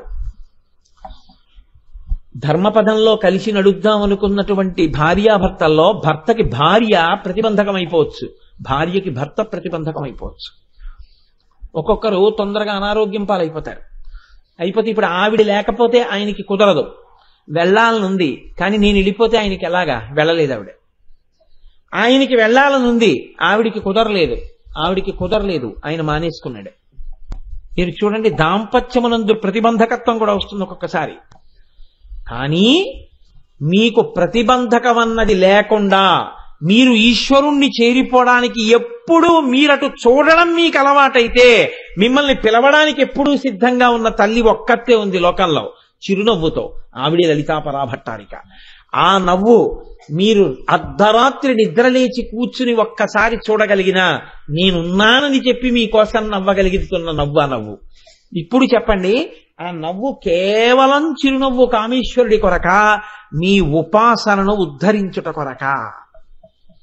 ఇప్పుడు ఆ నవ్వు మీకు గుర్తుంటే, ఏ నవ్వుతున్న తల్లి కోసం తిరుగుతున్నానో ఆ తల్లినే ఇదంతా చూస్తున్నానని మీరు చెప్పగలిగి ఉండాలి. అది ఆ చిరునవ్వు. లేకపోతే వసిన్యాది దేవతలు ప్రత్యేకం 16 అక్షరాలతో ఆ నామం ఎందుకు చెప్తారు మీరు చెప్పండి? ఆ నవ్వుని ఉపాసన చేసి మీరు అమ్మవారి వైపుకి అడుగులు వేయగలగాలి. మీకేం మాట్లాడడం రాకపోయినా పెద్ద అధికారి, మీరు కష్టం చెప్పుకుందామని వెళ్ళారు, అసలు మీతో మాట్లాడతారని మీరు అనుకోలేదు, కానీ మీరు వెళ్ళగానే ఆయన తలుపు తీసి చిరునవ్వుతో ఎవరు మీరు ఇలా వచ్చారు అని అనలేదు. ఎప్పుడో చూశాడు ఆయన. మీరా జ్ఞాపకం, మొన్న ఒక రోజున నా కారు స్టార్ట్ అవ్వకపోతే కారు తోశారు, అందులో మీరు కూడా ఉన్నారు కదా, రండి రండి రండి రండి అన్నారు ఇలా చిరునవ్వుతో. ఇప్పుడు మీకు ఎంత బలం వచ్చేస్తుందంటే, ఓరి నాయనో, ఈ మహానుభావుడి కారు తోసినందుకు ఇంత గుర్తుపెట్టుకున్నాడా? ఇప్పుడు మీరు మాటలు రాని వారు కూడా సంతోషంగా ఆయనతో మాట్లాడగలరు. ఎందుకు మాట్లాడగలరు? రండి అని ఆయన కూర్చున్నారు. మిమ్మల్ని కూర్చోమన్నారా కూర్చోమనలేదా వేరు. ఆయన నవ్వుతూ ఏమిటి అన్నారు ఇలాగా. అంతే, మీరు ఎంతైనా మాట్లాడగలరు. ఆయన అసలు గుర్తుపట్టనట్టు అన్నాడు. ఎంత మాట్లాడగలిగిన వాడు ఎంత తొందరగా ఏం మాట్లాడితే ఏం వస్తుందో అని భయపడిపోతాడు. మాట్లాడదాం అనుకున్నవాడు మాట్లాడలేడు. ఇప్పుడు చెప్పండి, ఎప్పుడూ చిరునవ్వు నవ్వుతూ ఉన్న ఆవిడ ఒకతుంది. ఆవిడ ఆ చిరునవ్వుతో మీకు ప్రయోజనమే చేస్తోంది. ఇది పరమశివుణ్ణి తెచ్చి ఆవిడ పక్కన కూర్చోబెట్టి మీకోసమే కూర్చోబెట్టింది. అది మధ్య కామేశ మనస. ఆవిడ కామేశ్వరుణ్ణి తెచ్చి కూర్చోబెట్టింది మన కోసమే. ఇప్పుడు మన కోసం నవ్వుతూ ఎప్పుడూ తలుపు తీసే తల్లి ఒక ఆవిడుంటే, ఆవిడ కోసం చూడకుండా నిన్ను చూసి ముఖం చిట్లించుకునే వాళ్ళందరి ఇల్లు చుట్టూ ఎందుకు తిరుగుతావు? నువ్వు ఎందుకు తిరుగుతావు అనవసరంగా? ఎందుకు మాట్లాడతావు వాళ్ళందరితోటి? హాయిగా నీ కోసం నవ్వుతూ కూర్చున్న తల్లిని ఎందుకు మనసుతో ఒక్కడుగు వెనక్కి వేయలేకపోతున్నావు? ఎప్పుడు ముందడుగు వేసి వాళ్ళు నన్ను పలకరించలేదు, వీళ్ళు పలకరించలేదు, వీళ్ళు దెబ్బలాడారు, వాళ్ళు రావద్దన్నారు, వీళ్ళు రావద్దన్నారు అని ఎందుకు ఏడుస్తావు? నువ్వు ఒక్కడుగు వెనక్కేస్తే నిన్న ఆవిడ రమ్మనలేదు, నువ్వు గుడికి రా అని ఆవిడ అడగలేదు. ఇక్కడ ఉన్నవాడు ఇక్కడ కూర్చుని ఇలా మూసుకుని ఒక్కడుగు వెనక్కి ఇక్కడే ఇచ్చేస్తాను నీకు దర్శనం అంది. నీవారసూకభత్తన్వి పీతాభాస్వత్యనూపమా, ఇక్కడే ఇస్తా దర్శనం అంది. వెనక్కడుగి మిగిలిన వాళ్ళు నువ్వు నడిచి వాళ్ళ ఇంటికెడితే అవమానించారు. ఆవిడ ఆర్తితో, నువ్వు అశౌచంతో ఉన్నా సరే ప్రేమతో వెనక్కి చూస్తే చిరునవ్వు నవ్వుతూ చెయ్యిచ్చి పుచ్చుకుంటోంది. ఆ నవ్వు నీకోసం, అదొక్కటే నువ్వు జీవితంలో వదిలిపెట్టావు. నీ కోసం ఉన్న తల్లిని వదిలేశావు. నిన్ను అవసరాన్ని బట్టి వాడుకునేటటువంటి వాళ్ళందరూ నా వాళ్ళని వెంపర్లాడి తిరుగుతున్నావు. ఇంత కృతకమైన సంబంధాలు లోకంలో ఎక్కడా ఉండవు. నీరాహార నివిష్ట పాంధుల క్రియం సంసార సంచారుల్ ఒత్తురు కూడి విత్తురు సదా సంగంబులేదొక్కచో శూరుల్పోయడి త్రోవపోజను భవత్సూ నుండు తల్లి తద్వియోగమునకు దుఃఖింపనీకేటికిందంటారు పోతన గారు.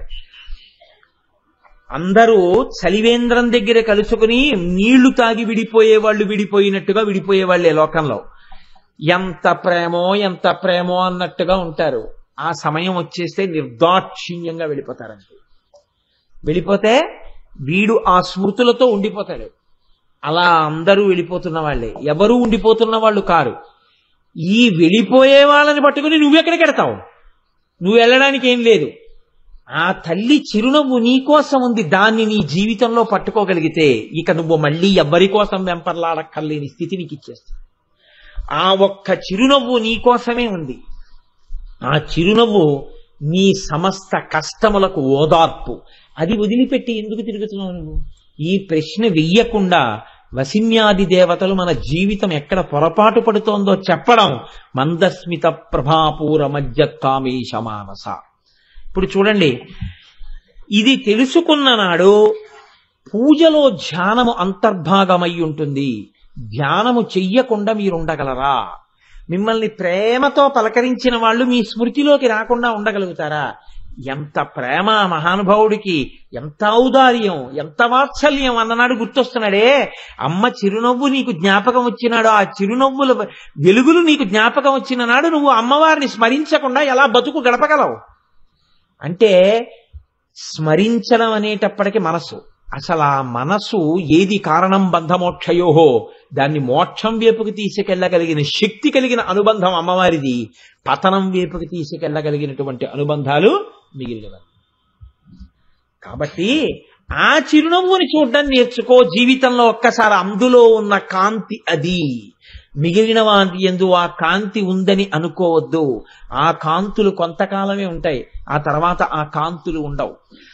చిన్నతనంలో పసిపిల్లవాడిని ఒళ్ళో పడుకోబెట్టుకుని చిచ్చి అంటే నవ్వుతాడు, చిచ్చి అంటే నవ్వుతాడు. మీరు అందుకే చూడండి, మనకి సంప్రదాయంలో ఒక రహస్యం ఉంది. పిల్లల్ని నవ్వించాలనుకుంటే స్తోత్రం చేసి నవ్వించరు, చిచ్చి చిచ్చి అంటారు. ఎవరు నవ్వించాలన్నా అంతే, ఇంకొక మాట ఉండదు. నేను వెళ్ళి కక్కా కక్కా అంటే వీడికి వెర్రా అంటారు నన్ను. కక్కా కక్కా అనకూడదు. నేనైనా రేపు నాకు మనవడు పుట్టాడు అనుకోండి, మనవరాలను, వాళ్ళని నవ్వించాలంటే చిచ్చి చిచ్చి అంటాను. చిచ్చి చిచ్చి అంటే నవ్వినటువంటి పిల్ల ఎంత అమాయకత్వం ఉంది. చిచ్చి అంటే అంటారు, ఆ పిల్ల నవ్వుతోంది. అది ఏమీ తెలియని తనం. ఎందుకు నవ్విందో తెలుసా? అసలు నువ్వెవరో, నీతో ఆవిడకున్న అనుబంధం ఏమిటో ఆవిడకి ఏం తెలియదు, అందుకు నవ్వింది. మీరు బాగా పసిగట్టారు. పిల్లకి మీరు తాతని తెలియదు, తండ్రిని తెలియదు, అందుకు నవ్వింది చిచ్చి అంటే. చిచ్చి అంటే ఏమిటో మీరు తాతని తెలిసిందనుకోండి, అప్పుడు మీరు చిచ్చి అంటే అది ఏడుస్తూ నాన్న దగ్గరికి వెళ్తుంది.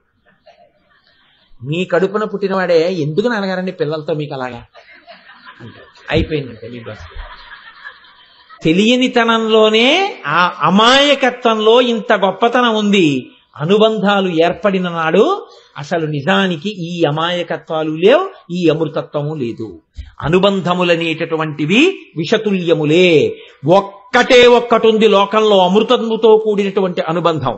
అదే తల్లి బిడ్డ, గురువు శిష్యుడు, తండ్రి కొడుకు. అవే వాటి యందు క్షమ ఉంది. ఎంత ద్రోహాన్నైనా కాళ్ళు పట్టుకుంటే క్షమించేస్తాడు గురువు, కాళ్ళు పట్టుకోకుండా క్షమించేస్తారు తల్లిదండ్రులు. కాబట్టి అంతటి గొప్ప స్థితి వీరికే ఉంటే తల్లులకు తల్లి, తండ్రులకు తండ్రి, గురువులకు గురువు, గురుమండల రూపిణి నా తల్లి చిరునవ్వు ఎంత స్వచ్ఛమైంది. ఆ నవ్వులో స్వచ్ఛత ఉంది, ఆ నవ్వులో మిమ్మల్ని ఉద్ధరించాలన్న తాపత్రయం ఉంది, ఆ నవ్వులో పసితనం ఉంది. ఇన్నాళ్లు మీరు వదిలేసినా ఇప్పుడు మీరు వెడితే ఇప్పుడు నేను పనికొచ్చానా అని అడగనటువంటి అమాయకత్వం ఉంది. మీకోసమే నవ్వేటటువంటి పరమ ప్రసన్నత ఉంది, అంతటి ప్రేమ ఉంది. ఇన్నాళ్ళు ఎవరికో తిరిగి వచ్చావురా, వాళ్ళందరూ వదిలేశారని ఇప్పుడు నేను కావలసి వచ్చానా అని అడగనటువంటి ప్రేమ ఉంది, అంత నిజాయితీ ఉంది. అప్పుడు కూడా మీకోసమే నవ్వగలదు. ఆ ఒక్క నవ్వు నువ్వు వదిలేవు, ఇంతకన్నా నువ్వు చెయ్యగలిగిన పాపం ఏమిటి లోకంలో? ఇప్పటికైనా ఈ నామం నీకు అర్థమైతే ఆ నవ్వు కోసం వెంపర్లాడ్డం నేర్చుకో. తల్లి నవ్వు కోసం అమ్మా అని కాళ్ళ మీద పడిపో అంతే. దానికోసం నువ్వు గుడికి కూడా వెళ్ళక్కర్లేదు. ఇక్కడే కళ్ళు మూసుకొని నవ్వుతున్న ఆ అమ్మ ముఖాన్ని చూసి 2 కాళ్ళు పట్టుకుని పాదాలు తల మీద పెట్టుకుని అమ్మా అని భోరునయ్యాడు. ఇది తెలిసాక కూడా నీ మనసు కదలకపోతే నిన్నెవ్వరూ ఉద్ధరించలేరు, నిన్ననగా నన్ను, మిమ్ములను కాదు. కాబట్టి మందస్మిత ప్రభాపూర మధ్య కామేశ మానస, ఇది అసలు ఈ నామమునకు సంబంధించినటువంటి యథార్థమైన లోతు. శంకర భగవత్పాదులు అన్నారు సౌందర్యలహరిలో, ఆయన ఒక చమత్కారం చేశారు. అసలు అమ్మవారి యొక్క నవ్వు అమృతత్వంతో ఉంటుంది అన్నారు. ఈ వెయ్యడం వెనకాతల శంకరాచార్యులు వారి హృదయం పట్టుకునే ప్రయత్నం చేయాలి. మీరు చమత్కారం కోసం ఆ శ్లోకం వినకూడదు. లోకంలో నవ్వులు అనేక రకంగా ఉంటాయి. మీ దగ్గర పని చేయించుకోవడానికి వచ్చినప్పుడు నవ్వుతారు. ఎలా నవ్వుతారో తెలుసా అండి? చాలా ప్రేమ ఉన్నట్టు నవ్వుతారు. మీరు ఒక్కసారి కేకలేయండి, రేపు కూడా మీకు వచ్చి అలాగే నమస్కారం చేసి రేపు కూడా వచ్చి మీ దగ్గర అలాగే నిలబడ్డారు అనుకోండి, మీరు నమ్మచ్చు. మీరు ఇవాళ దెబ్బలాడితే 2-3 రోజులు కనపడలేదు అనుకోండి, ఒక్కనాటికి నమ్మక్కర్లేదు. ఎందుకని అంటే దూరమే పెడుతూ ఉంటాడు పొగిడినంతసేపే. మీరు కొద్దిగా కానీ మార్గం చెప్పే ప్రయత్నం చేశారో కృతకమైపోతున్న సంబంధం. నేను ఇవన్నీ చెప్పక్కర్లేదండి, మీకేమిటి, మనందరికీ తెలుసు. మా అమ్మే మా నాన్నే అన్నంతసేపే. ఒక్కసారి గట్టిగా దెబ్బలాడి చూడండి కూతురునో కొడుకునో ఒక వయస్సు వచ్చేసిన తర్వాత. ఏమిటి నాన్నగారండి మీ చాదస్తం, అస్తమానం మీరు ఇలాగే చెప్తే దానికి తగ్గట్టే విషాన్ని పోషించగలిగినటువంటి పిల్లల మనసులు పాడు చెయ్యడం ఎంత బాగా పాడు చెయ్యొచ్చో, తల్లిదండ్రులు అనేటటువంటి వాళ్ళు ఎంత బరువు అని చెప్పచ్చో, గురువుని ఎంత చులకన చేసి చూపించచ్చో అలా చూపించి చెప్పగలిగినటువంటి మనకి పుష్కలం కదండి. వాటిని మనం ఇలా కళ్ళజోళ్లు పెట్టుకుని పురాణం అక్కర్లేదు, నామం అక్కర్లేదు, గుడి అక్కర్లేదు, గోపురం అక్కర్లేదు, సీనియర్ సిటిజన్ అయిపోయినా 80 ఏళ్ళు వచ్చినా 90 ఏళ్ళు వచ్చినా పసితనంలో ఉన్నా కాలేజీకి వెడుతున్నా ఉద్యోగంలో ఉన్నా అలా గుడ్ల పగించి చేత్తో పట్టుకుని ఇలా అంకెలు నొక్కుతూ మార్చి మార్చి మార్చి మార్చి ఇలా ఇలా విషం ఎక్కించేసుకుని మనం అందరం విషకన్యలం విషపురుషులం కింద తయారైపోతున్నాం. ఆ విషాన్ని విరచడానికి లోకంలో ఒకే ఒక్క ఔషధం ఉంది. విపరీతంగా విషం పెరిగిపోయింది అనుకోండి, అప్పుడు ఒక్కటి తీసుకొస్తారు. ఏమిటో తెలుసా అండి, ఎంతమందిని చంపగలిగినటువంటి విషమైనా దాన్ని విరవగలిగినది లోకంలో ఒక్కటే ఉంది, అమృతము. అది వెంటనే మళ్ళీ బతికించేస్తుంది. ఎంత విషాన్ని ఆ అమృతం విరుస్తుంది. లోకంలో ఇంత విషం పెరిగిపోతుంటే దీన్ని విరవడానికి ఏమైనా ఉందా? ఉంది, అమృతం ఉంది. అమృతం ఎక్కడుంది? దేవలోకంలో ఉంది. మీరు నేను వెళ్ళి ఎలా తెస్తాం? శంకరాచార్యులు వారు అంటున్నారు, కాదు నేను ఆ అమృతం గురించి చెప్పట్లేదు. నువ్వు చూడగలిగితే ఆ అమృతం నీ దగ్గరికే వస్తోంది, పుచ్చుకోవడం నీకు చేత కాలేదన్నారు. శంకరాచార్యుల వారు ఇంకొక అడుగు ముందుకెళ్లారు వసిన్యాది దేవతల కన్నా. ఎంత చమత్కారంగా వెళ్ళారో మీరు గమనించండి. పైకి శ్లోకంలో చూస్తే మీకు దొరకదు, అది మీరు ఆంతర వివేచనం చేస్తేనే మీకు దొరుకుతుంది. శంకర్లు అన్నారు, స్మిత జ్యోత్స్నాజాలం తవ వదన చంద్రస్య పిబతాం చకోరాణామా సీమతి రసతయా చించు జడిమా అతస్తే సీతాంశో అమృతరహరి ఆమ్ల రుచయా దిశంతి స్వచ్ఛందం నిశ నిశి భృశం కాంచి కథియా అన్నారు. ఇందులో ఒక శంకర భగవత్పాదుల ప్రజ్ఞ అసాధారణం, మహానుభావుడిది. ప్రపంచంలో చకోరములు అని ఒక పక్షులు ఉంటాయి. ఆ చకోరములన్న పక్షులు అన్ని పక్షుల్లా ఏది పడితే అది తిని బతకవు, వాటికి ఒక అలవాటు ఉంటుంది. అవి చంద్రుడి నుంచి వచ్చేటటువంటి కిరణములను తింటాయి, అంటే వెన్నెల తింటాయి. ఇప్పుడు మీరు కొంచెం జాగ్రత్తగా గమనించండి. ఆహారం కావాలి అంటే నేను ప్రయత్నం చేసుకుంటాను ఆహారం కోసం. నాకు అన్నం కావాలనుకోండి, నేను అన్నం తినాలి అంటే నేను ఉద్యోగం చేసుకుంటాను. నేను ఒక ఉద్యోగం చేసుకుని వాళ్ళు నెలకేదో నాకు కొంత సొమ్మిస్తారు, దాంతో బియ్యం కొనుక్కుంటాను, కూరలు కొనుక్కుంటాను, పాలు కొనుక్కుంటాను, నా శరీరాన్ని పోషించుకుంటాను, నన్ను నమ్ముకున్న వాళ్ళ శరీరాలు పోషిస్తాను. ఇది ఆహారం కోసం నా వెంపర్లాట. ఈ వెంపర్లాటలో నా జీవితంలో ప్రధాన భాగం అంతా లుప్తం అయిపోతూ ఉంటుంది. మీరు చాలా జాగ్రత్తగా గమనించండి. జీవితంలో చాలా గొప్ప కాలం అంతా దేనికి పోతుందంటే కేవలం దీని సుఖము కోసమే పోతూ ఉంటుంది. మీరు 10 నుంచి సాయంకాలం 5:30 వరకు మీ మేధస్సు బాగా పనిచేసే సమయం. ఎందుకంటే సూర్యప్రకాశం ఉంటుంది, సూర్యుడి చేత బుద్ధి ప్రకాశిస్తుంది. ఈ సమయం అంతా మీకు కాస్త ఒంట్లో ఓపికొచ్చి మీరు ఒక చదువుకున్న దగ్గర నుంచి మీరు ఇంకా పనికిరారు అని తనమంత తాముగా వాళ్ళు పంపించేసే వయసు వచ్చేసేంత వరకు ఒక్క చోటికి వెళ్ళి జీతం తెచ్చుకోవడానికి ఆ సమయాన్ని వదిలిపెట్టేశారు. ఇప్పుడు వాళ్ళు పంపించేసిన తర్వాత నాకు ఒక మాట నిజంగా కదిపింది. మా ఆఫీస్లో బేగ్ గారు అని చెప్పి ఒక అసిస్టెంట్ మేనేజర్ ఒక ఆయన రిటైర్ అయ్యారు. రిటైర్ అయితే ఆయనకి ఏదో చిన్న పార్టీ ఇచ్చి మా వాళ్ళు ఆయన రెస్పాండ్ అవ్వమన్నారు. ఆయన అన్నారు, all through I am working in this department. I have joined Food Corporation of India in the year so and so, and I have rendered unblemished service in various capacities. All of a sudden today, the department has served me a notice stating that I have acquired the age of 60, which is suitable for superannuation, and asked me not to come to office from tomorrow onwards. So, if I come to office from tomorrow onwards, I feel agony that I don't find a seat to sit in it and discharge my duties. So, from tomorrow I am only a visitor, none else than that. నేను అదిరిపోయాను ఆ మాటలకు నిజంగా. ఆయన అన్నాడు ఆంధ్రానువాదము. ఎప్పుడో నేను ఫలానా సంవత్సరంలో భారత ఆహార సంస్థలో ఒక ఉద్యోగిగా చేరాను. వివిధమైనటువంటి పదవులలో వివిధ హోదాలలో నేను ఇక్కడ ఉద్యోగం చేశాను.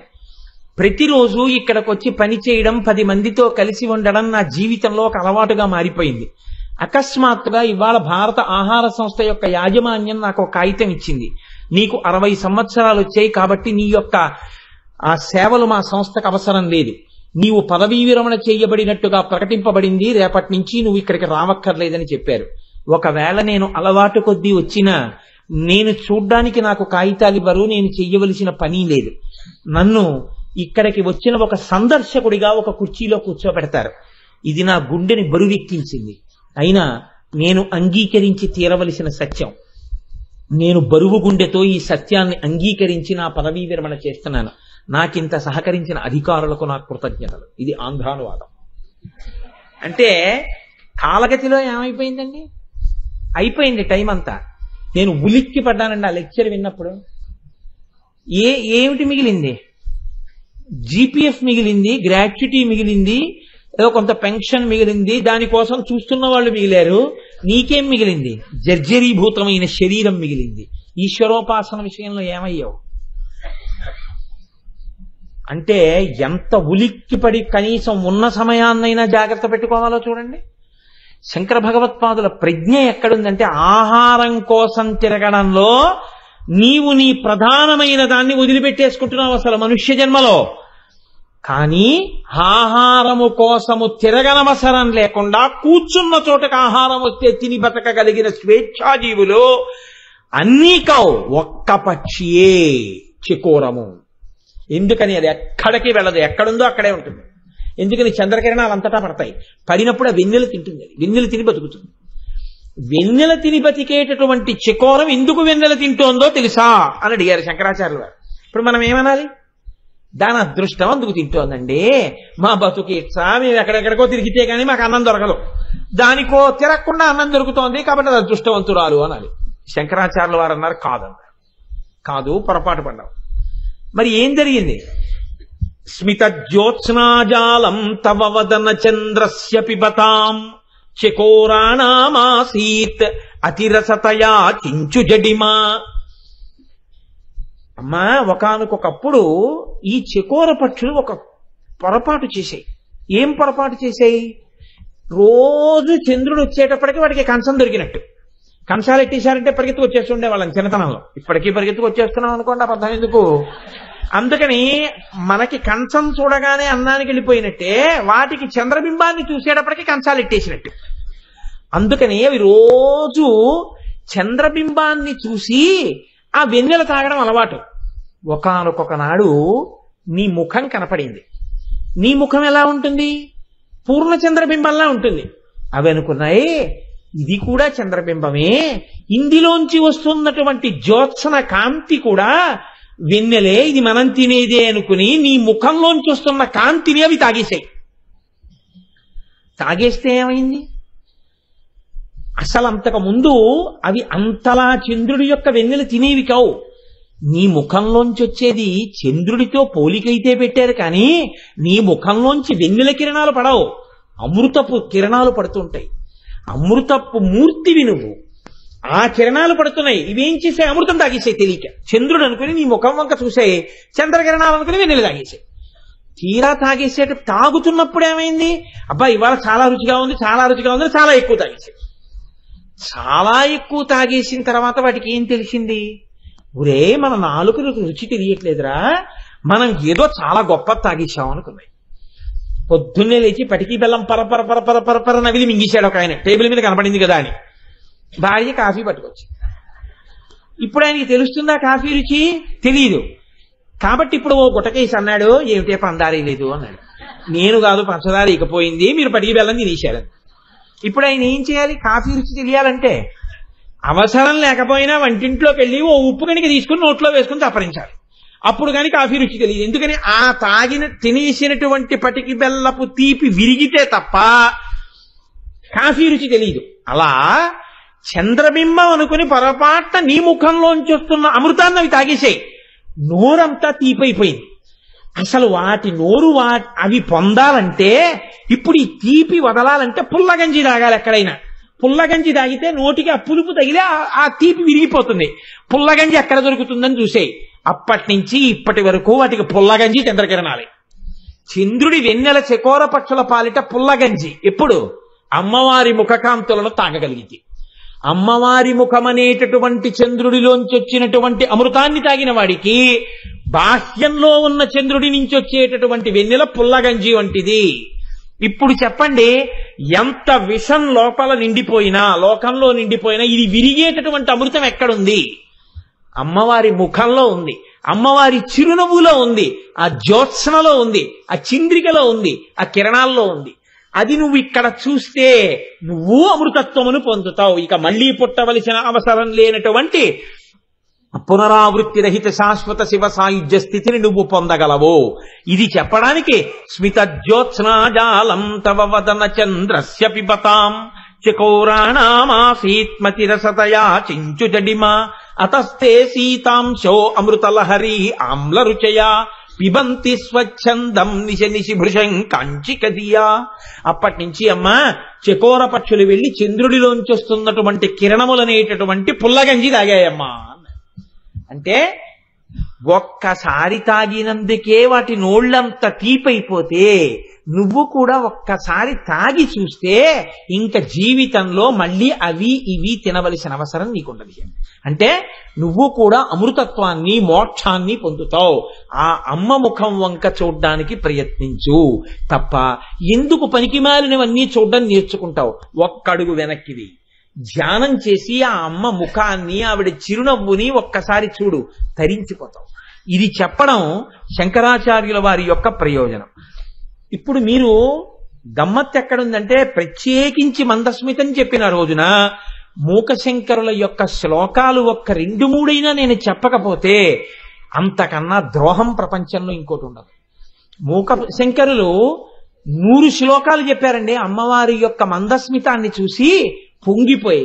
అందులో ఒక శ్లోకంలో మూకశంకరులు అంటారు, కామాక్షి ప్రథమాన విభ్రమనిధి కందర్పదర్ప ప్రసూ ముగ్ధస్తే మృదుహాసయే వగిరిజే ముష్ణాతు మే కిల్బిషం యం ద్రష్టుం విహితే కరగ్రహవుమే శంభుస్త్రపామీలితం స్మేరం కారయతి స్మతాండవ వినోదాహిండినా తండువా అంటారు. ఇందులో ఈ శ్లోకంలో ఉండేటటువంటి చమత్కారం ఏమిటంటే, పార్వతీ పరమేశ్వరుల యొక్క కళ్యాణ సన్నివేశాన్ని మీకు చూపిస్తున్నారు. పరమశివుడు ఇటు కూర్చున్నాడు, పార్వతీదేవి అటు కూర్చునుంది.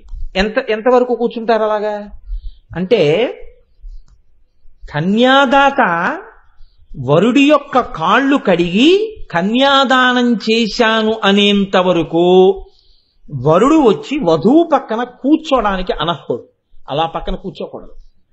కాబట్టి కన్యాదానం చేసేసి కన్యాదాత తరించిపోవాలి.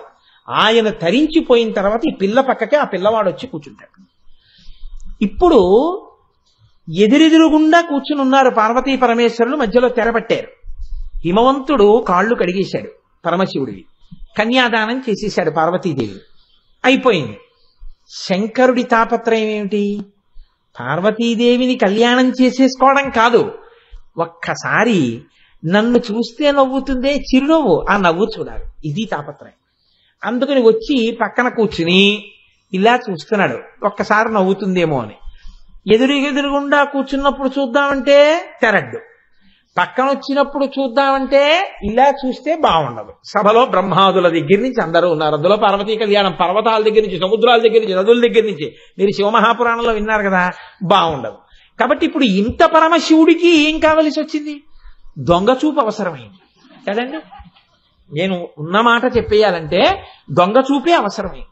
కాబట్టి ఇప్పుడు ఏం చేశాడు, ఏదో పనున్నట్టు ఆచమ్య అన్నారనుకోండి, ఇటువైపు పాత్ర ఉన్నా సరే ఆచమన పాత్ర ఇక్కడ ఉందని తెలుసున్నా ఇలా అని ఇలా చూద్దాం, నవ్వుతుందేమో చూద్దామని అటుంది అనేవాడు బ్రహ్మగారు. అప్పుడు ఇటు తిరిగి ఆచమ్యం అనుకుని ఇలా ఏదో ఆచమానం చేయాలి. మళ్ళీ ఏదో పని మీద ఏదో తిరిగి ఈ మంత్రం అయిపోయిందా అన్నట్టే ఇలా చూద్దాం అంటే అమ్మవారి వంక చూసి నవ్వుతుందేమో. ఓసారి నవ్వితే సంతోషం అనమాట ఆయనకి. ఆవిడేమిటి పెళ్లి కూతురుని, ఆవిడికి తెలియదేమిటి ఈయన ఎందుకు చూస్తున్నాడు, ఆవిడ నేను ఇలా నవ్వితే బాగుండదని ఆవిడ మందస్మితం కూడా ఆవిడ చేయలేదు. చెయ్యకుండా ఆవిడ ఇలా తలంచక్కొచ్చు, పెళ్లి కూతురు కదండి మరి, అదే ఆవిడ తలంచక్కొచ్చు. ఈయన అలా చూస్తున్నాడు, ఆవిడ తలెత్తదు, చూడదు, నవ్వదు. తన్ని చూస్తే పోనీ ఇంకా కడుపు ఉండబట్టలేక అనొచ్చు, ఓ నవ్వని. అసలు చూడదే, అలా అందామంటే పోనీ ఏమయ్యా పెళ్ళైపోయే వరకు ఉండొచ్చుగా. పెళ్ళైపోయే వరకు ఉండేంత సంస్కారమే ఉంటే పెళ్లికి ముందే 2 కుర్చీలు వేసుకుని వాళ్ళు పక్కన కూర్చునేవాడివి, నీకే అధికారం ఉంది పార్వతీ పరమేశ్వరుల విషయంలో చెప్పడానికి. కాబట్టి ఇప్పుడు ఆయన ఇంకా ఓ మర్యాద పాటించాడు. అయ్యాక పక్కన వచ్చి కూర్చుని నవ్వమని అడిగాడు. అసలు అవకముందే పక్కన కుర్చీలేసి కూర్చుని మాట్లాడుతూ నవ్వుకుంటూ కూర్చునే వాళ్ళకి పార్వతీ కళ్యాణాన్ని వంకబెట్టే అధికారమా? ఎవడిచ్చాడు అధికారం? కాబట్టి ఇప్పుడు ఆయన ఇలా చూస్తున్నాడు, ఆవిడ చూడదు. చూశాట. ఈయన ఇలా చూస్తుంటే ఒక ఆయన ఎగిరి గంతులేస్తున్నట్ట సభలో సంతోషపడిపోయి. ఆయన గంతులేస్తున్నట్టు ఎవరికీ కనపడదు. ఎవరు? మన్మథుడు. ఎందుకుట? నన్ను కాల్చిన వాడు ఆవిడ నవ్వితే చూడాలని ఎలా చూస్తున్నాడో చూడండి. అంటే అమ్మవారు మందస్మితం చేస్తే చూడాలని శంకరుడికి ఎప్పుడైతే కోరిక కలిగిందో అప్పుడు దాన్ని సెలబ్రేట్ చేసుకునేవాడు ఉన్నాడు లోకంలో, మన్మథుడు ఉన్నాడు. కాబట్టి అమ్మా అసలు నవ్వని నీ నవ్వు ఒకడికి ఉత్సవాన్ని ఇచ్చింది. ఇది మూకశంకరుల ప్రజ్ఞ. అమ్మ చిరునవ్వు చూస్తూ చెప్పారండి ఆయన ఈ శ్లోకం. నిజంగా తల్లి ఎంత పొంగిపోయి ఉంటుందో ఆయన మనసులో వచ్చిన భావనకి ఆయన ఎంత తరించిపోయారో చూడండి. అమ్మా అసలు నువ్వు నవ్వలేదు, నవ్వాక తరింపజేస్తున్నావని వశిన్యాది దేవతలు అంటున్నారు. నేనంటున్నాను నవ్వకుండా ఒకడిని ఉడికించేస్తున్నావు. ఎవణ్ణి? హాలాహలం తాగినప్పుడు ఇంత ఉడికిపోలేదు, త్రిపురాసురుల్ని చంపినప్పుడు ఇంత ఉడికిపోలేదు, కానీ నువ్వు నవ్వలేదని ఉడికిపోతున్నాడు ఒక ఆయన. ఎవరు? సర్వజ్ఞుడు, ఈశాన సర్వ విద్యానాం ఈశ్వర సర్వభూతానాం బ్రహ్మాధిపతి బ్రహ్మణోధిపతి బ్రహ్మ శివోమి అస్తు సదాశివోం. అలా అనొచ్చా అండి? మీకు అనుమానం రావచ్చు. ఎంతటి వాడైనా పెళ్లి కొడుకుగా కూర్చున్నప్పుడు అలాంటి తమకం ఉంటేనే అందంగా ఉంటుందేమో అని నేను అనుకుంటున్నాను. కాబట్టి ఇప్పుడు మన్మథుడు గంతులేస్తున్నట్ట సంతోషంతో. ఆయన గంతులేసేస్తున్నాడన్న విషయాన్ని ఈయన చూసేశాడనుకోండి, అప్పుడు కొంచెం తేడాగా ఉంటుంది వ్యవహారం. ఆయన అనంగుడు కదా, గొడవ లేదు, అందుకని ఆయన ఈయనకి కనపడ్డాం, ఆయన సంతోషంగా గంతులేసుకుంటున్నాడు. ఇక అసలు మా అమ్మే నవ్వితే ఇది ఆయన సంతోషం. ఈయన అంటున్నారు అలా నవ్వకుండా ఇలా కూర్చుంటే శంకరుడికి చూడటానికి అలా చికాకు వచ్చేసింది అమ్మా నీ వంక అలా చూస్తున్నప్పుడు. పోనీ ఏంటి అలా కూర్చుంటుంది మూతి బిగించుకుని అని అనుకుంటున్నావా? కామాక్షి ప్రథమాన విభ్రమనిధి కందర్పదర్ప ప్రసూ. కందర్పుడు అంటే మన్మధుడు. మన్మధుడి యొక్క దర్పానికి కారణమైంది నువ్వు నవ్వకపోవడం. ముగ్ధస్తే మృదుహాసయే వగిరిజే మృష్ణాతు మే కిల్బిషం. నువ్వు నవ్వకుండా ఇలా కూర్చుంటే తల వంచేసుకుని ఇంకా పొంగిపోతున్నట్టు ఈయన. ఎందుకని? నవ్వకుండా కూర్చుంటేనే ముగ్ధగా ఇంత అందంగా ఉంటే నవ్వితే ఎంత అందంగా ఉంటుందో ఒక్కసారి నవ్వి కూడా కనబడితే బాగుండు అనుకుంటున్నట్టే. అందుకనమ్మా నవ్వక ఉడికించావు, నవ్వక పొంగిపోయేటట్టు చేశావు. ఏమో గొప్పతనం అమ్మా. నవ్వి నీ యొక్క నవ్వుల కాంతులలో ముంచావని వశిన్యాది దేవతలు అంటున్నారు. నేనంటున్నాను పెళ్లి పీటల మీద కూర్చున్న పరమశివుడికి నువ్వు నవ్వకపోయినా కోపం రాలేదు, నవ్వకుండా కూర్చుంటేనే ముగ్ధ ఇంత అందంగా ఉంది. కనీసం నేను చూస్తున్నాను ఆయన వంక చూద్దాం నన్ను ఏమైనా అడగాలనుకుంటున్నారా అని కూడా తెలియకుండా ఇంత సిగ్గుతో అందరూ చూస్తున్నారని ఎర్రపడిపోయిన ముఖంతో తల వంచుకున్న పార్వతి ఎంత అందంగా ఉందో అని పొంగిపోయేటట్టుగా పరమశివుడికి కనపడినటువంటి నీ యొక్క లోకోత్తరమైన సౌందర్యం నవ్వకపోయిన ముగ్ధత్వం ఉందే అది శంకరుడికి ఆనందహేతు అమ్మా. కాబట్టి అది గొప్పతనం. ఇప్పుడు శంకరుడి కోరిక అలా ముగ్ధగా చూస్తూ కూర్చోవడం కాదు, ఒక్కసారి నవ్వించడం. ఎలా నవ్విస్తాడు? చూస్తే కదూ పోనీ నవ్వమని అడగడానికి ఆవిడ చూడదు. చూశాట కాసేపు ఆగితే పోనీ ఏదో ఒకసారి నవ్వాయ్ అనొచ్చు. అలా అనేంత వరకు ఉండలేకపోతున్నాడు. అందుకని ఆఖరికి చూశానట్ట ఏదో పెద్ద పనున్న వాళ్ళ, ఓ తండువా ఇలారా అన్నట్టు. తండువా అంటే ఎవరు? ఆ పేరు అమ్మవారికి బాగా తెలుసు. ఎందుకంటే మీరు చూడండి, లోకంలో ఒక మర్యాద ఉంటుంది. మగ పెళ్లి వారిలో పెళ్లి కొడుక్కి బాగా ఇష్టమైన వాళ్ళు ఎవరో పెళ్లి కూతురు కనుక్కుంటుంది ముందే. నేనేం తప్పు చెప్పట్లేదండి, యథార్థం చెప్తున్నానా. ఆయనకి ఫలానా ఆయనంటే చాలా ఇష్టంట, మంచి స్నేహితుట, అదంటే ఇద్దరూ కలిసి తిరుగుతుంటారట ఎప్పుడును అని పెళ్లి కూతురికి చెప్పారనుకోండి, చెప్తారు తప్పకుండా. వాళ్ళు కూడా కనుక్కుంటారు ఎవరు స్నేహితులు ఆయనకి బాగా ఇష్టం ఎవరు అని. అంటే వాళ్ళందరినీ తరువాతి కాలంలో వీళ్ళు దాటాలి. అందుకని ముందు ఇప్పటి వరకు ప్రీతికి నోచుకున్న వారెవరో కనుక్కుంటారు. కనుక్కుని ఆయన కూడా తమ ముందు తక్కువైపోతాడు, ఆ స్థాయికి వీళ్ళు పెరుగుతారు. అది భార్యాత్వం అంటే. అందుకని కనుక్కుంటారు. కనుక్కుంటే తండు అంటే శివుడికి ఇష్టమమ్మా. ఎందుకు ఇష్టం తండు అంటే కనుక్కుంది ఆవిడ పెళ్లికి ముందే. ఇది మూకశంకరుల చమత్కారం శ్లోకంలో. ఎందుకు ఇష్టం అని అడిగింది. ఏం లేదమ్మా, నాట్యము అని లోకంలో ఒకటి ఉంది. ఈ నాట్యము 2 రకాలుగా చేస్తారు. ఒకటి నృత్తము, 2 నృత్యము. నృత్తము చేశారనుకోండి, మొత్తం కదలికలన్నీ ఒక సమాహారంగా పూర్తయిపోయిన తర్వాత దానికి ఒక అర్థం ఉంటుంది. నృత్యము చేశారనుకోండి, ప్రతి కదలికకి ఒక అర్థం ఉంటుంది. నృత్యము చెయ్యడం చాలా కష్టం. ఎందుచేతనంటే ప్రతి కదలిక ఒక భంగిమ, ప్రతి భంగిమలో ఒక అర్థం ఉంటుంది. ప్రతి కదలికలో అర్థం ఉండాలి. అర్థం లేని కదలిక ఉండదు. అది నృత్యం. కొన్ని కదలికల యొక్క సమాహారమునకు నృత్తమని పేరు. అలా కొన్ని కదలికలు వచ్చేస్తే వాటికి ఒక అర్థం తెలుస్తుంది. అప్పుడు దాన్ని నృత్తం అంటారు. మళ్ళీ నృత్తము 2 రకాలు. ఒకటి తాండవము అంటారు, 2వది లాస్యము అంటారు.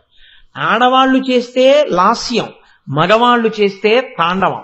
మగవాళ్లు చేస్తే కాలు తెత్తి తాండవంలో భార్య యొక్క బొట్టు పెట్టుకునే దగ్గర బొటనవేలు కుంకం పాత్రలో పెట్టి తీసి భార్య యొక్క బొట్టు పెట్టుకునే దగ్గర బొట్టు పెడతాడవా. తిరిగి తిరిగి తిరిగి తిరిగి రంగస్థలం మీద సంపత్ కుమార్ గారు చేసేవారు. ఆంధ్రజాలర్లో ఉమా సంపత్ అనే ఆయన భార్య వేసేవారు పార్వతీదేవి స్థానాన్ని.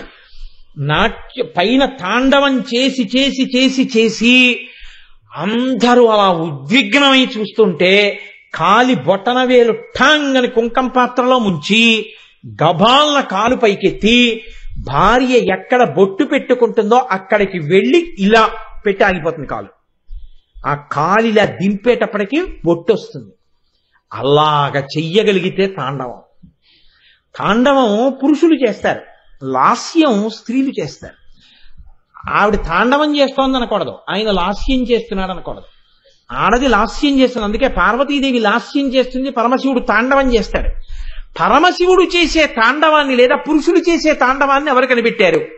నృత్తశాస్త్రమునందు. అంటే దాన్ని తండువా అనబడేటటువంటి పరమశివుని యొక్క ప్రమథగణాల్లో ఒక ఆయన కనిపెట్టాడు ఆ విధానాన్ని అంతటిని. దీనికి ధిమ్ తకిట ధిమ్ అని మొదలవుతుంది. అందుకే ధిమి ధిమి ధిమి ధిమి ధిమి ధిమి ధనులా అంటుంటారు. ఆ తాండవంలో అంత శబ్దం అలా ఉంటుంది. తకిట తకిట తక తకిట తకిట తకిట అన్నది లాస్యంలో ఉంటుంది. కాబట్టి చూడండి, ఈ ధిమ్ ధిమ్ ధిమ్ ధిమ్ ధనులు, ఝం ఝం ఝం ఝం ధనులు, ఇవన్నీ తాండవంలో వచ్చేటటువంటివి. మీరు ఎప్పుడైనా సరే మళ్ళీ ఇవన్నీ ఎందుకు కానంటే ఇప్పుడు మళ్ళీ అదంతా ఆ శాస్త్రం అంతా ఇప్పుడు నేను చెప్పడం ఒక అనవసరపు ప్రక్రియ. నేను ఏది చెప్పాలో చెప్తే చాలు. తండువా అనబడేటటువంటి ఒక ప్రమథగణంలో ఉన్న ఆయన దీనికి రూపకల్పన చేశాడు. ఇదే చాలా కష్టం అండి. దీనికే నట్టువాంగమని వేస్తారు, ప్రాణం అన్నమాట అది చేసేటప్పుడు. ఇది ఇప్పటికీ కూడా కూచిపూడి అని మనకు ఒక అగ్రహారం ఉంది. అక్కడ అమ్మవారికి దేవాలయం ఉంది. అమ్మవారి అనుగ్రహం ఉంటేనే ఆ విద్యైనా ప్రకాశిస్తుంది. ఆ కూచిపూడి అగ్రహారంలో అమ్మవారిని తలుచుకుంటే తప్ప తాండవం చేయరు. ఇప్పటికీ నాట్య కార్యక్రమం మొదలవుతోంది అనుకోండి, అంబా పారాకు దేవీ పారాకు అని జగమేలు మముగన్న తల్లి పారాకు అని, పరాకు అంటే జాగ్రత్తగా చూడు జాగ్రత్తగా చూడు జాగ్రత్తగా చూడని అది అయిపోయిన తర్వాత నటరాజుకి నాట్యం ఇవ్వగానే ఇంకా మొదలు పెట్టే ముందు తకిట తకిట తకిట తకిట తకిట తకిట అని మొదలు పెడతాడు నట్టువంగమైన. అక్కడ మొదలవుతుంది నాట్యం. అలాగే ధిమ్ ధిమ్ ధిమ్ ధిమ్ ధిమ్ ధిమ్ ధిమ్ ధిమ్ అంటూ మొదలెట్టాడు అనుకోండి, తాండవం మొదలవుతుంది.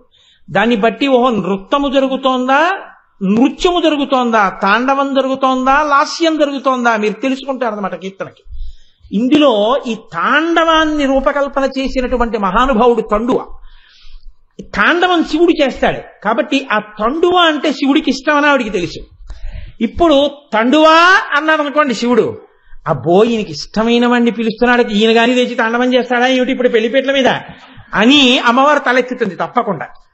అందుకని లేకపోతే ఆయన్ని చేయమంటాడా?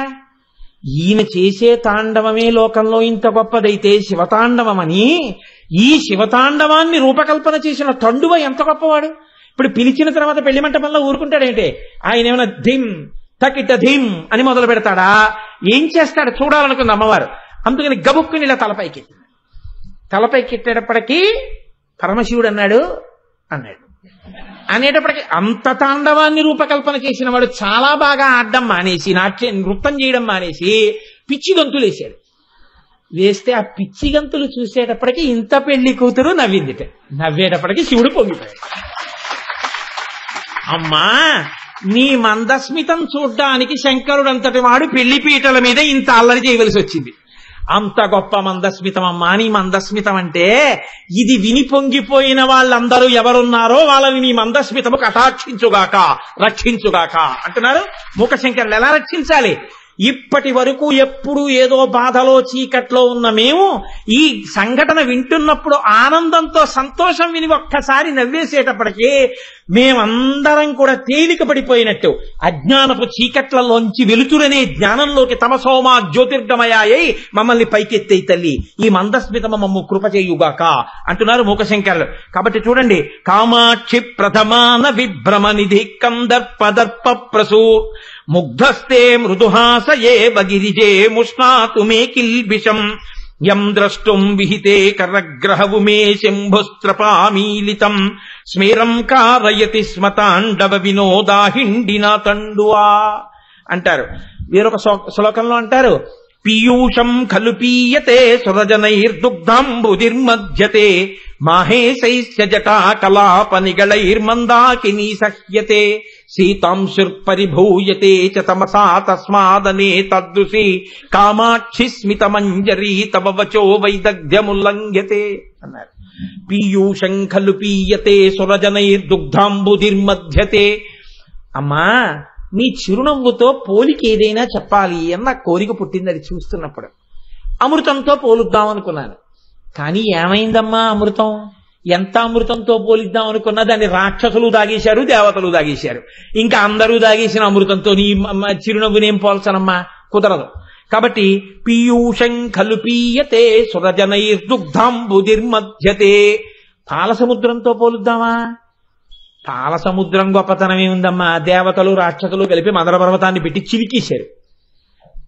నీ చిరునవ్వు సొబగో దాన్ని అలా చిలకగలిగిన వాడు ఉన్నాడేమిటి లోకంలో? ఎవ్వడు చిలకలేడు. కాబట్టి అమ్మా పాల సముద్రంతో పోలుద్దామన్నా నీ చిరునవ్వుకు సాటి రాదు, కుదరదు. మాహేశైస్య జటాకలాపనిగళైర్మందాకినీ సహ్యతే. గంగానదితో పోలుద్దామా? చాలా పవిత్రమైంది. ఒక్కసారి స్నానం చేస్తే చాలు ఎన్ని పాపాలైనా పటాపంచలైపోతాయి.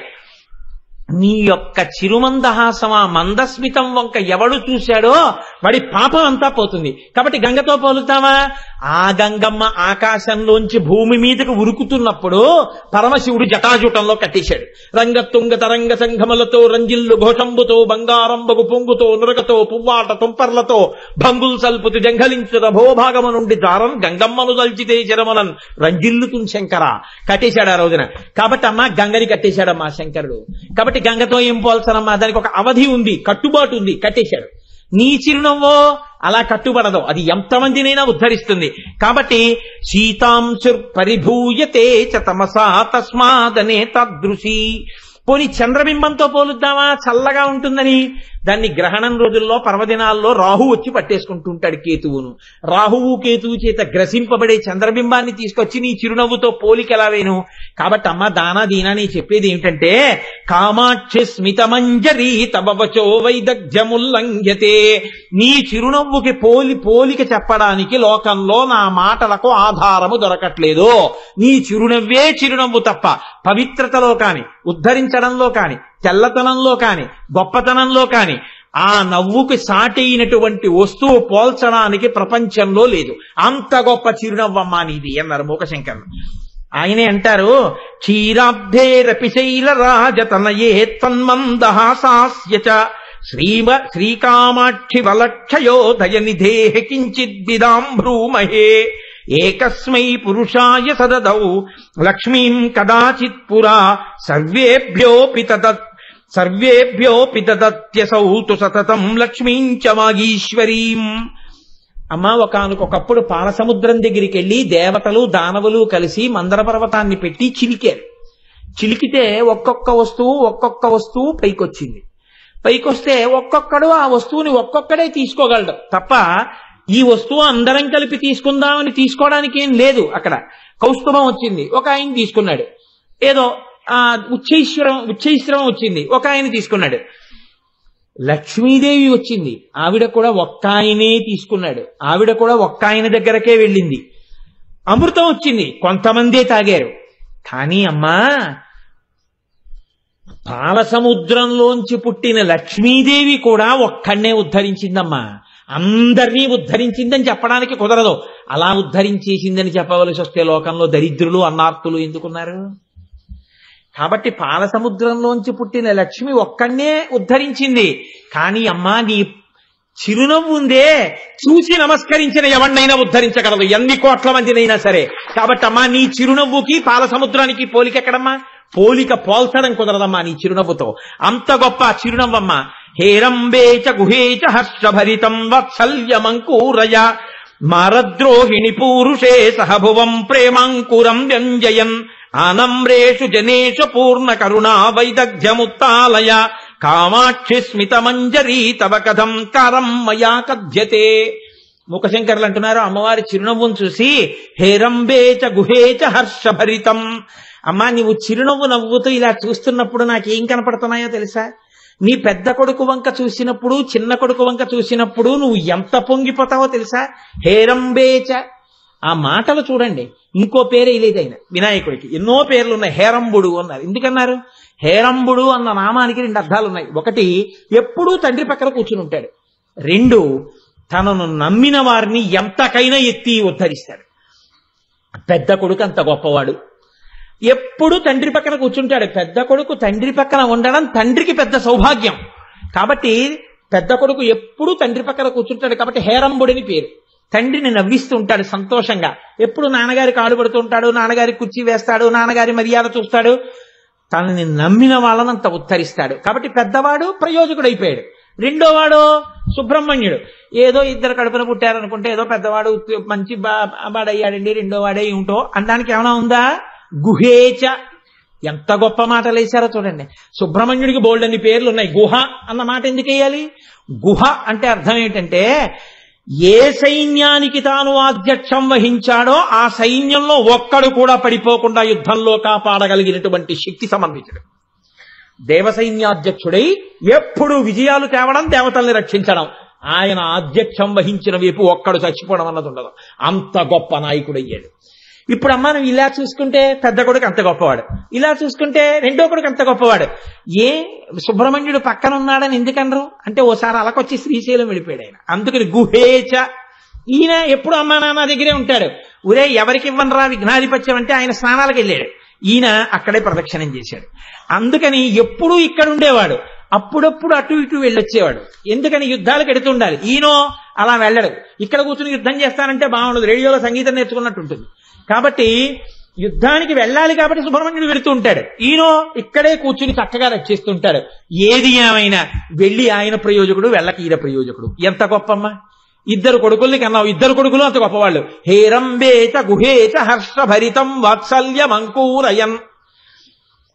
ఆ చూసుకుంటున్నప్పుడు ఓహ్ నా పిల్లలు ఎంత గొప్ప వాళ్ళు అయ్యారో అని వాత్సల్యంతో ఆ కళ్ళు హర్షభరితం పొంగిపోతుంటాయి, నా బిడ్డలు ఇంత గొప్పవాళ్ళని. మరద్రోహిణి పూరుషే సహభువం ఆ ప్రేమాంకురం ఎంజయన్. ఆ పరమశివుడి వంక చూస్తుంటావు, ఇలా భర్త వంక చూసినప్పుడు మరద్రోహిణి మన్మధుణ్ణి కాల్చేసిన వాడు, కానీ నా చిరునవ్వు చూసేటప్పటికి మాత్రం వదులుకోలేకొచ్చి ఇలా కూర్చుంటాడు. ఇటువంటి వాణ్ణి తీసుకొచ్చి కూర్చోబెట్టడం గొప్ప తప్ప మామూలుగా వచ్చి భార్య అని కూర్చునేవాడిని సంసారంలో పెట్టుకుని ఉంచుకోవడం పెద్ద గొప్ప ఏమిటి? ఎప్పుడూ అంతర్ముఖుడు అయిపోదామా దక్షిణామూర్తి అయిపోదామా అనేవాడు మన్మధుణ్ణి కాల్చేసిన వాడిని తీసుకొచ్చి తాళి కట్టించుకుని పక్కన కూర్చునేట్టు చేసినటువంటి నా చిరునవ్వు ఉందే, ఇది నా గొప్ప అని ఆయన వంక చూసుకున్నప్పుడు నీ మీద నీకో తృప్తి వచ్చి పులకాంకురములు వస్తాయమ్మా నీకు. కాబట్టి హేరంబేచ గుహేచ హర్షభరితం వాత్సల్యమంకూరయన్ మారద్రోహిణి పూరుషే సహభువం ప్రేమాంకురం వ్యంజయన్ ఆనమ్రేషు జనేషు పూర్ణ కరుణా వైదగ్ధ్యముత్తాలయ. ఇంకో నీ భర్త పిల్లలు సంతోషంగా ఉన్నారు కాబట్టి ఆ నవ్వులో అంత సంతోషం ఉంది. మరి అమ్మా నాలాంటి వాడు ఉన్నాడు, అజ్ఞానంలో ఉండిపోయాడు, కోరికలతో ఉండిపోయాడు. మరి మేము ఇలా వంగితే చాలు, ఆనమ్రేషు జనేషు ఇలా వంగి నమస్కారం చేస్తే చాలు, పూర్ణ కరుణా వైదగ్ధ్యముత్తాలయ ఆ చిరునవ్వుతో పైకెత్తేస్తావమ్మా, ఎత్తి కోరికలు తీర్చేస్తావు, మోక్షం వైపుకి నడిపించేస్తావు. ఒక్క నవ్వు, పిల్లల్ని చూసుకున్న సంతోషం, భర్తని చూసుకున్న ఆనందం, తనని ఆశ్రయించిన వాళ్ళని ఉద్ధరించగలిగిన శక్తి, ఇన్ని శక్తులు ఇందులో ఉన్నాయి. కామాక్షి స్మితమంజరి తవ వచో తవ కథం కారం మయా కద్యతే. అంత గొప్ప చిరునవ్వమ్మ నీది. ఆ నవ్వుకి నేను ఏం వెయ్యగలనమ్మా ఉపమానం? కాబట్టి వెయ్యలేకపోతున్నాను. నాకు ఈ మందస్మిత శతకం అవి అంటే ప్రాణం అండి, కానీ మిమ్మల్ని ఇబ్బంది పెట్టను. ఒక్క శ్లోకం చెప్పి పూర్తి చేసేస్తాను. అశ్రాంతం పరతంత్రిత పశుపతి స్వన్మందహాసాంకురై శ్రీకామాక్షి తదీయ వర్ణ సమతా సంగేన శంకామహే ఇందుం నాకధునీంచ శేఖరయతే మాలాంచ ధత్తేన వై వైకుంఠైరవకుంఠనంచ కురుతే ధూళీచయూర్భాసనై. అమ్మా శంకరుడు చాలా ఇష్టపడే వస్తువులు అని మేము కొన్నింటిని నిర్ణయం చేసుకున్నాం. ఎందుకని అంటే ఒక ఆయన ఎప్పుడు ఏదో మెళ్ళో ఒక రుద్రాక్షమాల వేసుకునే ఉంటాడనుకోండి, ఆయనకి రుద్రాక్షలంటే ప్రీతి తెలిసిపోతోంది కదా. శంకరుడికి 4 వస్తువులంటే చాలా ప్రీతి అని మాకు నమ్మకం ఏర్పడింది. ఆయనకి ప్రీతి అప్రీతి ఏమిటి అని నువ్వు అనకమ్మా, నాకు తెలుసు ఆయనకు ఉంది ప్రీతి. ఎలా చెప్పగలుగుతున్నానో తెలుసా? ఆయన ఒకటి చంద్రుడిని నెత్తి మీద పెట్టుకుని ఉంటాడు కాబట్టి చంద్రుడంటే ప్రీతి. రెండోది గంగని నెత్తి మీద పెట్టుకున్నాడు. ఎవరిని నెత్తి మీద పెట్టుకుంటాడండి అన్నారు అనుకోండి, అంటే చాలా ప్రీతిని. గంగని నెత్తి మీద పెట్టుకున్నాడమ్మా కాబట్టి గంగ అంటే ప్రీతి. 3 ఎవ్వరికీ పనికిరాని తుమ్మి పూలంటే ఆయనకి చాలా ఇష్టం, మెళ్ళో వేసుకుంటాడు. విభూతి చాలా ఇష్టం, ఒళ్ళంతా రాసుకుంటాడు. ఈ 4 అంటే ఆయనకి ఇష్టం, శివుడికి ఇష్టం అంటారు. పాపం తెలియదమ్మా వాళ్ళకి, వాళ్ళ అమాయకులు, వాళ్ళకి తెలియక శివుడికి ఇష్టం అనుకుంటున్నారు. అసలు రహస్యం ఏమిటో నాకు తెలుసమ్మా అన్నారు ముఖశంకరు. ఏమిటి శంకర అంది అమ్మవారు. ఏం లేదమ్మా, ఎప్పుడూ నీ పక్కనే కూర్చోలేడుగా శివుడు, అప్పుడప్పుడు అలా వెళ్ళొస్తూ ఉండాలి. బొత్తిగా ఎప్పుడూ అలా వాళ్ళ ఆవిడ పక్కన పవిటకం కొట్టి కూర్చున్నాడు అనుకోండి, పెళ్ళం కూర్చోండి అంటారు, బాగుండదు. అందుకని అలా వెళ్ళొస్తూ ఉండాలి. అందుకని వెళ్ళొస్తాడు. పెళ్ళవక ముందు బానే ఉన్నాడమ్మోయ్, పెళ్ళయిన తర్వాత అంటే అసలు పార్వతీ పరమేశ్వరులు ఇద్దరూ కలిసి లేనిది ఎప్పుడు? ఎప్పుడు పెళ్ళయిన తర్వాత మాత్రం అమ్మా లోకానికి తెలిస్తే బాగుండదని నేను చమత్కారం మొదలెట్టాడు. ఏమిటో తెలుసా?